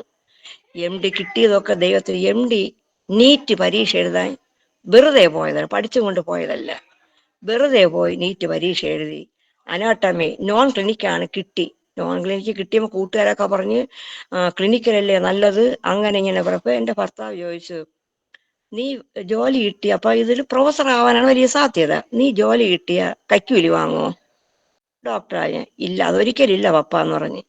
നീ കൈക്കൂലി വാങ്ങാതെയാണ് നീ ഈ ഫീൽഡിൽ പോവുകയാണെങ്കിൽ നിനക്ക് ഇത് മതി. നീ അനാട്ടമി നോൺ ക്ലിനിക്കാണ്, ആശുപത്രിയിൽ ചത്തിടുന്ന് ജോലി ചെയ്യേണ്ട, കൈനീട്ടി പണം വാങ്ങേണ്ട. ക്ലിനിക്കിൽ കൂടുതൽ എടുക്കുന്നത് കൈനീട്ടി പണം വാങ്ങാനാണ്. നിനക്ക് കിട്ടുന്ന ഒരു പെൺകുട്ടിയാണ്, നിനക്ക് ഭാവിയിൽ വീട്ടിൽ കിടന്ന് ഉറങ്ങാനായിട്ടൊന്നും വരില്ല, ഇതെന്ന് പറഞ്ഞ് അങ്ങനെ പോയി. ഇത് 3ാമത്തെ വർഷമാണ്. അപ്പൊ 2024 രാജീവ് പണിക്കർ പാസ്റ്റും കുടുംബമാണ് എൻ്റെ അടുത്ത് ഈ ജോയ്സ് ടിവിയില് സാക്ഷ്യം പറയാൻ ചോദിച്ചപ്പോ ഞാൻ പറഞ്ഞു, ഇപ്പൊ എനിക്ക് പറയാൻ മനസ്സില്ല, എപ്പോഴെങ്കിലും ദൈവം അവസരം തരുമ്പോൾ ഞാൻ പറയും. എനിക്ക് എൻ്റെ മുൻപില് എൻ്റെ മോക്ക് 29 വയസ്സ് കഴിഞ്ഞ് 30 വയസ്സായ എൻ്റെ മോൾ എൻ്റെ അടുത്തിരിക്കണം, ഇതിനെ കൂടെ വെളിയിൽ ഇറക്കിയിട്ട് ദൈവത്തിൽ സാക്ഷ്യം എന്ന് ഞാൻ ദൈവത്തോട് പറഞ്ഞു. അപ്പൊ 2025 4ാം മാസം 30ാം തീയതി എൻ്റെ മകളുടെ വിവാഹം നടക്കുകയാണ്. ഞാൻ ദൈവത്തോട് പറഞ്ഞു, ഈ വർഷം ഞാൻ ഈ ചാനലില് സാക്ഷ്യം പറയാം യേശുപ്പ. പിന്നെ കല്യാണം കഴിഞ്ഞു, അധികം താമസിച്ചു പോയി. അപ്പൊ 2025 അവസാനത്തെ മാസമാണ് ഞാൻ രാജു പണിക്ക് പാസ്റ്റർ എനിക്ക് മറ്റേ മാധ്യമത്തിൽ സാക്ഷ്യം പറയാൻ ഒരുക്കി തന്നു, ഏറെ നന്നായിരുന്നു എന്ന് ഞാൻ പറഞ്ഞു. അങ്ങനെയാണ് ഈ ജോയ്സ് ടിവിയിൽ കൂടെ എനിക്കിതൊന്നും അറിഞ്ഞുവിടാ, ദൈവം ഒരവസരം തന്നു. അപ്പം എൻ്റെ മരുമകൻ കൊല്ലം കോടതിയിലെ മജിസ്ട്രേറ്റ് ആണ്. IPC കുടുംബത്തിലൊരു മകനെയാണ്. അതും ദൈവം തന്ന സ്വപ്നപ്രകാരമാണ് ഈ വിവാഹത്തിന് വേണ്ടി ഞാൻ വഴങ്ങിയത്, കീഴ്പ്പെട്ടതും. ഞങ്ങൾ ആഗ്രഹിച്ചതുപോലെയും പ്രതീക്ഷിച്ചു, ഞങ്ങളുടെ കണക്കൂട്ടൽ അല്ല, ദൈവം ഒരു സ്വപ്നം തന്ന് ഞാൻ കർത്താവേ എന്ന് പറഞ്ഞ ആ സ്വപ്നത്തെ കുറിച്ച് ഞാൻ വിവരിക്കുന്നില്ല. അങ്ങനെ പറഞ്ഞു. ആ മകൻ വന്നു, അവർക്ക് ഒത്തിരി പ്രപ്പോസൽ വന്നു, ഒത്തിരി ഡോക്ടേഴ്സ് അതും ഇത് വന്നു. എൻ്റെ മോള് കാണാൻ നിറമുണ്ട്, ആവശ്യം അവൾ ലിപ്റ്റിക് ഇടുകയോ മുടി സ്ട്രൈറ്റ് ചെയ്യോ അങ്ങനെ ഒന്നുമില്ല. അവൾ എന്നോട് പറയും, മമ്മി ഈ ഡോക്ടർമാരെന്നൊക്കെ പറഞ്ഞ് പറഞ്ഞത് ശരിയെന്നെ, ഇവരെ കണ്ണ് ഇതൊന്നുമല്ല, അവര് ബന്ധക്കോസുകാരൊക്കെ തന്നെ, അവർക്ക് ഇതൊന്നുമല്ല, അവർ മോടിയുള്ള പെൺപിള്ളേരെ കിട്ടുള്ളൂ എന്ന് പറയും. ഞാൻ പറയും, ഇല്ല മക്കളെ, നിങ്ങൾ രണ്ടുപേരും കൂടെ ഞങ്ങൾ ആശുപത്രിക്ക് ജോലി ചെയ്യില്ലെന്ന് പറഞ്ഞു. അത് മാത്രമല്ല, അവർക്ക് ഡോക്ടേഴ്സ് ഇഷ്ടവുമില്ല, അല്ലാത്തൊരു ഫീൽഡ് ആയിരിക്കും അവൾ ആഗ്രഹമായിരുന്നു. എന്തായാലും മജിസ്ട്രേറ്റിന് ദൈവം നൽകുവാൻ ഇടയായി. ആ സ്വപ്നം കണ്ടു പിറ്റേ ആഴ്ച ഇതിങ്ങനെ വന്നു. അത് ഞങ്ങള് ഫാമിലിയോ മകനെ കുറിച്ച് ഒന്നും അന്വേഷിക്കാൻ ഞങ്ങളുടെ കാര്യം ദൈവത്തിൽ കീഴടങ്ങി. ദൈവം ആ വിവാഹം നടത്തി, ദൈവം മഹത്വം എടുത്ത് ആ ഫാമിലി ഞങ്ങളോട് സഹകരിച്ചു പോകാനും. എൻ്റെ മകള് ഡോക്ടറിനും പറയുമായിരുന്നു, 10ാം ക്ലാസ് വരെ പഠിച്ചതായാലും മതി, എനിക്കൊരു പാവം ചെക്കം വേണം. എനിക്ക് അമ്മാവന്മാരും അമ്മാവിയും അത് ഞാൻ ഒരു ബെഡായി ഇരിക്കണ വേണ്ട, ചെറുക്കന്മാരും അങ്ങനെ എന്നെ ഇത്തിരി നോക്കണതായിരിക്കണം എന്ന് കുഞ്ഞുനാളിലെ അവള് പറയുമായിരുന്നു. അപ്പൊ ഇതൊന്നും ഞങ്ങൾ ഉൾക്കൊള്ളില്ലായിരുന്നു. എന്തായാലും അങ്ങനെ ഒരു കുടുംബത്തിനകത്ത് ദൈവം കൊണ്ടെത്തിച്ചു. ദൈവം ഞങ്ങൾ ഇന്ന് ഞങ്ങൾക്ക് വലിയ സാമ്പത്തിക ബാധ്യത ഉണ്ടെങ്കിൽ ദൈവം അതിന്റെ നടുവിൽ നടത്തുന്നു. ഞങ്ങളുടെ സാമ്പത്തിക ബാധ്യത എൻ്റെ ഉറ്റവർക്കോ ഉടയവർക്കോ ആർക്കോ ഒന്നും അറിഞ്ഞുകൂടാ, ഞങ്ങൾ എല്ലാം ഉള്ളവരെ പോലെ നടക്കുകയാണ്. ഞങ്ങളെങ്ങനെ ദൈവം നടത്തുന്നു. പിന്നെ പാട്ടിങ്ങനെയാണല്ലോ, ലോകത്തിൽ നിങ്ങൾക്കുള്ളതെല്ലാം നഷ്ടമായാലും ലോകക്കാർ നിത്യം ദുഷിച്ചാലും നീ തന്നെ കർത്താവ് ഞങ്ങളുടെ സമ്പത്ത് യേശുവേ എന്ന് പറഞ്ഞു. അങ്ങനെ ഈ 50 സെന്റ് സ്ഥാനത്ത് ഞാനെ ഇരിക്കുകയാണ്. ഞങ്ങൾ തലമുറയായി ഇത് അനുഭവിക്കും. വിറ്റ കടം തീരുമാനം വിൽക്കാനോ ഒന്നിനും പറ്റൂല. ആ ഒരു അനുഭവം. പിന്നെ ദൈവം ഞാൻ എൻ്റെ തീരുമാനം നേർച്ചകളൊന്നും ശേഷിക്കില്ല. കടഭാരത്തിന് പൂർണ്ണമായി വിടുതൽ തരുമ്പോൾ ആലയത്തിൽ 3 ദിവസത്തെ കൺവെൻഷൻ വെച്ച് സാക്ഷ്യം പറയുന്നു ദൈവത്തോട് ഞാൻ പറഞ്ഞു. പിന്നെ എൻ്റെ മോൾക്ക് MD അഡ്മിഷന് വേണ്ടി നീറ്റ് പരീക്ഷ എഴുതാൻ പോയപ്പോ ഞാൻ അവിടെ ഇരുന്ന് പ്രാർത്ഥിച്ചു, കർത്താവ് എന്റെ മകൾ പഠിച്ചിട്ടല്ല നീറ്റ് എഴുതാൻ വന്നത്. ഒരു കർത്തൃ ദിവസം മുടക്കിയാണ് രാവിലെ രാജധാനി എഞ്ചിനീയറിംഗ് കോളേജ് ആറ്റിങ്കല് എൻട്രൻസ് എല്ലാം കൊണ്ടുപോയത്. ദൈവം ഒരു അഡ്മിഷൻ തന്ന ഒരു പ്രതീക്ഷയില്ല. ഞാൻ 101 ബൈബിള് വാങ്ങിച്ച് ദൈവത്തെ അറിയാത്തൊരു കൊടുത്തിട്ട് ഞാൻ പറയും വേണമെങ്കിൽ, എങ്ങനെ ഇല്ലാത്തതിന് ഉള്ളതുള്ള വിളിച്ചു വരുത്തിയ ദൈവമാണ് ഈ ദൈവം. അതിനാണ് ഈ പുസ്തകം. എന്റെ മകൾക്ക് MDക്ക് കിട്ടിയത് പഠിച്ചിട്ടല്ല, അധികം ഉപവസിച്ചില്ല, പ്രാർത്ഥിച്ചില്ല, ജസ്റ്റ് ഒന്ന് പ്രാർത്ഥിച്ചേ ഉള്ളൂ ദൈവത്തോട്. അങ്ങനെ 101 ബൈബിള് വാങ്ങിച്ച് 1-2 സാക്ഷ്യം പറഞ്ഞ് ബൈബിൾ കൊണ്ട് വയ്ക്കാൻ പറ്റി, 5. ബാക്കി ഞങ്ങളായിട്ട് ബന്ധപ്പെട്ട പാസ്റ്റർമാര് പറഞ്ഞു, ഞങ്ങൾ സാക്ഷ്യം പറഞ്ഞോളാം ആന്റി, ഞങ്ങൾക്ക് സഭയുള്ളതുകൊണ്ട് വേറെ ഏൽപ്പിച്ചിട്ട് സാക്ഷ്യം പറയാൻ പറ്റത്തില്ല, ഞങ്ങൾ പറഞ്ഞോളാം ആന്റി സാക്ഷിയെ, ഞങ്ങൾക്ക് ബൈബിൾ തന്നാൽ. അങ്ങനെ പലരും എൻ്റെ കയ്യിൽ നിന്ന് ബൈബിൾ വാങ്ങിച്ചുകൊണ്ട് എല്ലാവരുടെയും ആ ദേവസ്വം പറഞ്ഞു, ഇന്ന ആന്റിയുടെ മോക്ക് അഡ്മിഷൻ കിട്ടിയത് ഈ ദൈവവചന നിമിത്തമാണ്, വേറെ ആരുമല്ല. പഠിച്ചവർക്ക് പോലും കിട്ടിയില്ല, എൻ്റെ കൂടെയുള്ള മോക്ക് കൂടെ പഠിച്ചവർക്ക് കിട്ടിയ ദൈവം അങ്ങനെ നൽകി. ഇന്ന് ക്ഷേമം നടത്തുന്നു, ദൈവം ഇനിയും നടത്തും. ഞങ്ങളുടെ ഭാഗത്ത് ആളത്തിൽ ഒന്നുപോലും കുറയാൻ ദൈവം അനുവദിച്ചില്ല. ദൈവിക സമാധാനവും സന്തോഷവും ദൈവം തന്നു. മരണത്തിൽ നിന്ന് ഏൽപ്പിച്ചു കൊടുത്തിട്ടില്ല. ഇനി കൊച്ചു കൊച്ചു സാക്ഷ്യങ്ങളൊക്കെ ഉണ്ട്. എന്ന് പറഞ്ഞാൽ എൻ്റെ മകന്റെ മകൻ, കൊച്ചു മോന് 2 വർഷം, അവൻ ഇന്ന് 3 വയസ്സ് കഴിഞ്ഞു. 2 വർഷത്തിന് മുമ്പേ അവന് ഒരു മൂത്ര ഒഴിക്കലത്തിൽ വേദനയും ഒരു ഇൻഫെക്ഷനും ഭയങ്കര ബുദ്ധി. 1.5 വയസ്സായ മോന് ആശുപത്രിയിലൊക്കെ കാണിച്ചപ്പോഴത്തേക്ക് പറഞ്ഞ് അതൊരു ചെറിയൊരു സർജറി ഉണ്ട്, അത് ചെയ്യണം, എന്നാ സൗഖ്യമാക്കും. മൂത്രം ഒഴിക്കാൻ പറ്റാതെ ഭയങ്കര വിളിയൊക്കെ ആയിരുന്നു. എനിക്ക് സഹിക്കാം, ഈ കൊച്ചു മോനെ ആശുപത്രിയിൽ കൊണ്ടിട്ട് പെന്തക്കോസ്തലേ ഞങ്ങൾ സർജറി ചെയ്യാനാ എന്ന് വലിയ വിഷമം തോന്നി. അങ്ങനെ ഒരു ദിവസം ഒരു വീട്ടിൽ ഞങ്ങൾക്ക് രാവിലെ 8 മണിക്ക് പ്രാർത്ഥനയ്ക്ക്, അവർ കടയുള്ളവരാണ്, കട തുറക്കണം. ഞാനും എൻ്റെ പ്രിയപ്പെട്ട അവിടെ ഇരുന്നപ്പോഴത്തേക്ക് എൻ്റെ മോൻ വിളിച്ചു പറയാണ്, അവൻ വീണ്ടും വിളിയാണ്, ഞങ്ങൾ ആശുപത്രിയിൽ കൊണ്ടുപോകണം. ഏത് ആശുപത്രി? ഇന്നെടുത്തോ, അവിടെ കൊണ്ട് സർജറി ചെയ്യും, അനന്തപുരി ഹോസ്പിറ്റലിൽ ചെയ്യണം. ഞാൻ പറഞ്ഞു, ഞാൻ ഇതാ പെട്ടെന്ന് ഞാനും വരുന്നു പ്രാർത്ഥന കഴിഞ്ഞിട്ട്, ഞാൻ കൂടെ വന്നിട്ട് പോയാൽ മതി എന്ന് പറഞ്ഞ്. എൻ്റെ ഉള്ളിൽ ഞാൻ, ദൈവമേ എന്തിനാണിത് പ്രതിവിധി എന്ന് പറഞ്ഞു. അപ്പൊ എൻ്റെ ഉള്ളിൽ ദൈവത്തിന്റെ ആത്മ ഇടപെട്ട് എൻ്റെ മോനോട് പറയാം, എൻ്റെ മോനാണ് വയ്യാത്ത 1.5 വയസ്സ്, ഉദയവും അസ്തമയവും 10 മിനിറ്റ് ഈ വിഷയത്തിന് വേണ്ടി പ്രാർത്ഥിക്കാൻ തീരുമാനമെടുത്താൽ ദൈവം സർജറി വിടുവിക്കാന്ന്. ഞാൻ ഒരു കർത്താവ് ഉദയം അസ്തമയവും ഞാൻ പറയാം, അതവൻ ഏറ്റെടുക്കണം. അവൻ വിശ്വാസിയാണ്, വേറെ കുഴപ്പമൊന്നുമില്ല. ഞാൻ 9 മണി പ്രാർത്ഥന കഴിഞ്ഞ് ഓടി വിടുന്നപ്പോ ഞാൻ നിങ്ങൾ ആശ്രമം തീരുമാനിച്ചോ? ഞാൻ എൻ്റെ ഉള്ളിൽ ഇന്നൊരു ദൈവശബ്ദം, എടാ നീ ഉദയവും അസ്തമയം 10 മിനിറ്റ് ഈ കുഞ്ഞിന് പ്രാർത്ഥിക്കാൻ മനസ്സ് വെച്ച അതിന് ഈ വിടുതലുണ്ടാകും. പിന്നെ കുഞ്ഞ് കരഞ്ഞില്ല, മൂത്രം ഒഴിച്ചു, ഇന്ന് വരെ സർജറിയും ചെയ്തില്ല. കഴിഞ്ഞ മാസം എൻ്റെ ഇന്ന് അവന് 3 വയസ്സ്. കഴിഞ്ഞ മാസം എൻ്റെ മകന് ഒരു വയറുവേദന വന്ന് അവൻ ഓടിപ്പോയി സ്കാൻ ചെയ്ത് കല്ലിന്റെ വിഷയമാണെന്ന് പറഞ്ഞു. അപ്പൊ ആ ഡോക്ടർ പറഞ്ഞു മരുന്ന് തരാം, 1 മാസം കഴിഞ്ഞിട്ട് സ്കാൻ ചെയ്യണമെന്ന് പറഞ്ഞു. അപ്പൊ ഇവിടെ നമ്മൾ അറിവിൽ എല്ലാവരും സർജറിയൊക്കെ ചെയ്യുന്നു, കീ ഹോൾ ഓടിപ്പോ ചെയ്യുന്നു.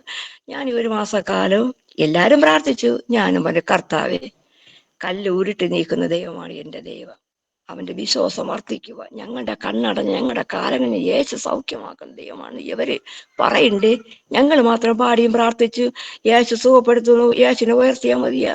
ഇവരൊക്കെ ഇന്നത്തെ പ്രായത്തിൻ കാലത്ത് ഒരു സർജറി ഇടുന്ന അവർക്ക് ഇത് തന്നെ സുഖമെന്ന്. കാര്യം ഇവരൊക്കെ മെഡിക്കൽ എടുത്ത് നടക്കുന്ന പാർട്ടികളാണ്. എന്തായാലും കഴിഞ്ഞ ആഴ്ച നോക്കിയപ്പോ പിന്നെ സ്കാൻ ചെയ്ത് ആദ്യ റിപ്പോർട്ട് എൻ്റെ മോൾക്ക് അയച്ചു കൊടുത്ത്. മോള് പറഞ്ഞു അവിടെ ഒരു കല്ലും ഇല്ല മണ്ണും ഇല്ല ഒന്നുമില്ല എന്ന് പറഞ്ഞു. അങ്ങനെ ദൈവം അത്ഭുതം ചെയ്ത് ഞങ്ങളെ കൃപയാൽ ഇതുപോലെ ഒത്തിരി ഒത്തിരി ഒത്തിരി വിഷയം, ക്യാൻസർ രോഗികളെയൊക്കെ ഞങ്ങളുടെ പ്രാർത്ഥനയാൽ കിട്ടും, ദൈവം വിടുവിച്ചു. അത്ഭുതം പറയാൻ നടത്തും. എന്തായാലും ഞാൻ പലരും സാക്ഷ്യം പറയും, ചുരുക്കി ചുരുക്കി കൊച്ചു പറയും. ഇത്രത്തോളം കർത്താവ് ഇത്രത്തോളം നടത്തിയല്ലോ സിസ്റ്ററെ, കുടുംബത്തെയും.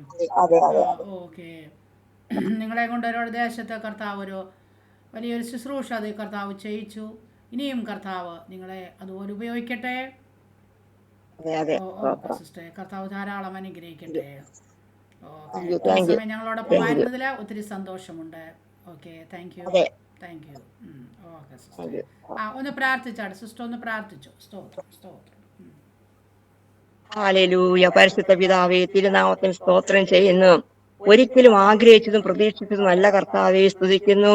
അടിയാളുടെ ജീവിതത്തിൽ ദൈവത്തെ കണ്ടുമുട്ടിയതും ദൈവം തന്ന സ്വപ്നങ്ങളും ദൈവം തന്ന ശബ്ദങ്ങളും ഓർത്ത് കർത്താവെ ഇത്രയും സമയമെടുത്ത് അത് വിശദമായിട്ട് ഒന്ന് സാക്ഷിപ്പാനും കർത്താവെ സ്തുതിക്കുന്നു അപ്പ. പങ്കിടുവാൻ ദൈവ വിഷയത്തിൽ പങ്കിടുവാൻ സ്വർഗത്തിലെ ദൈവ ഇങ്ങനെ ഒരു മാധ്യമത്തിലൂടെ ഞങ്ങളെ കാണുകയും ഒരുക്കുകയും ചെയ്ത് ഈ ജോയിസ് ടിവിയെ ദൈവം ധാരാളം അനുഗ്രഹിക്കണം. അതിലെ കർത്തൃദാസന്മാരെ ദാസിമാരെ അനുഗ്രഹിക്കണം. അനേകം പേർക്ക് ഇതൊരാശ്വാസമായിത്തീരുന്ന സഭകൾ അധികം സാക്ഷ്യമില്ല, കൺവെൻഷൻ സ്റ്റേജ് അധികം സാക്ഷ്യമില്ല, വിരളമായിരിക്കുന്ന കർത്താവെ സ്തുതിക്കുന്നു. ഞങ്ങളെപ്പോലെ ദാഹിക്കുന്നവർക്ക് വേണ്ടി ഇപ്രകാരം ഒരു അവസരങ്ങൾ ഒരുക്കിയ മഹാ മിഷണറി ശുശ്രൂഷയ്ക്ക് നന്ദി പറഞ്ഞുകൊണ്ട് ഞാൻ ദൈവം സ്തുതിക്കാൻ പോവാണ്.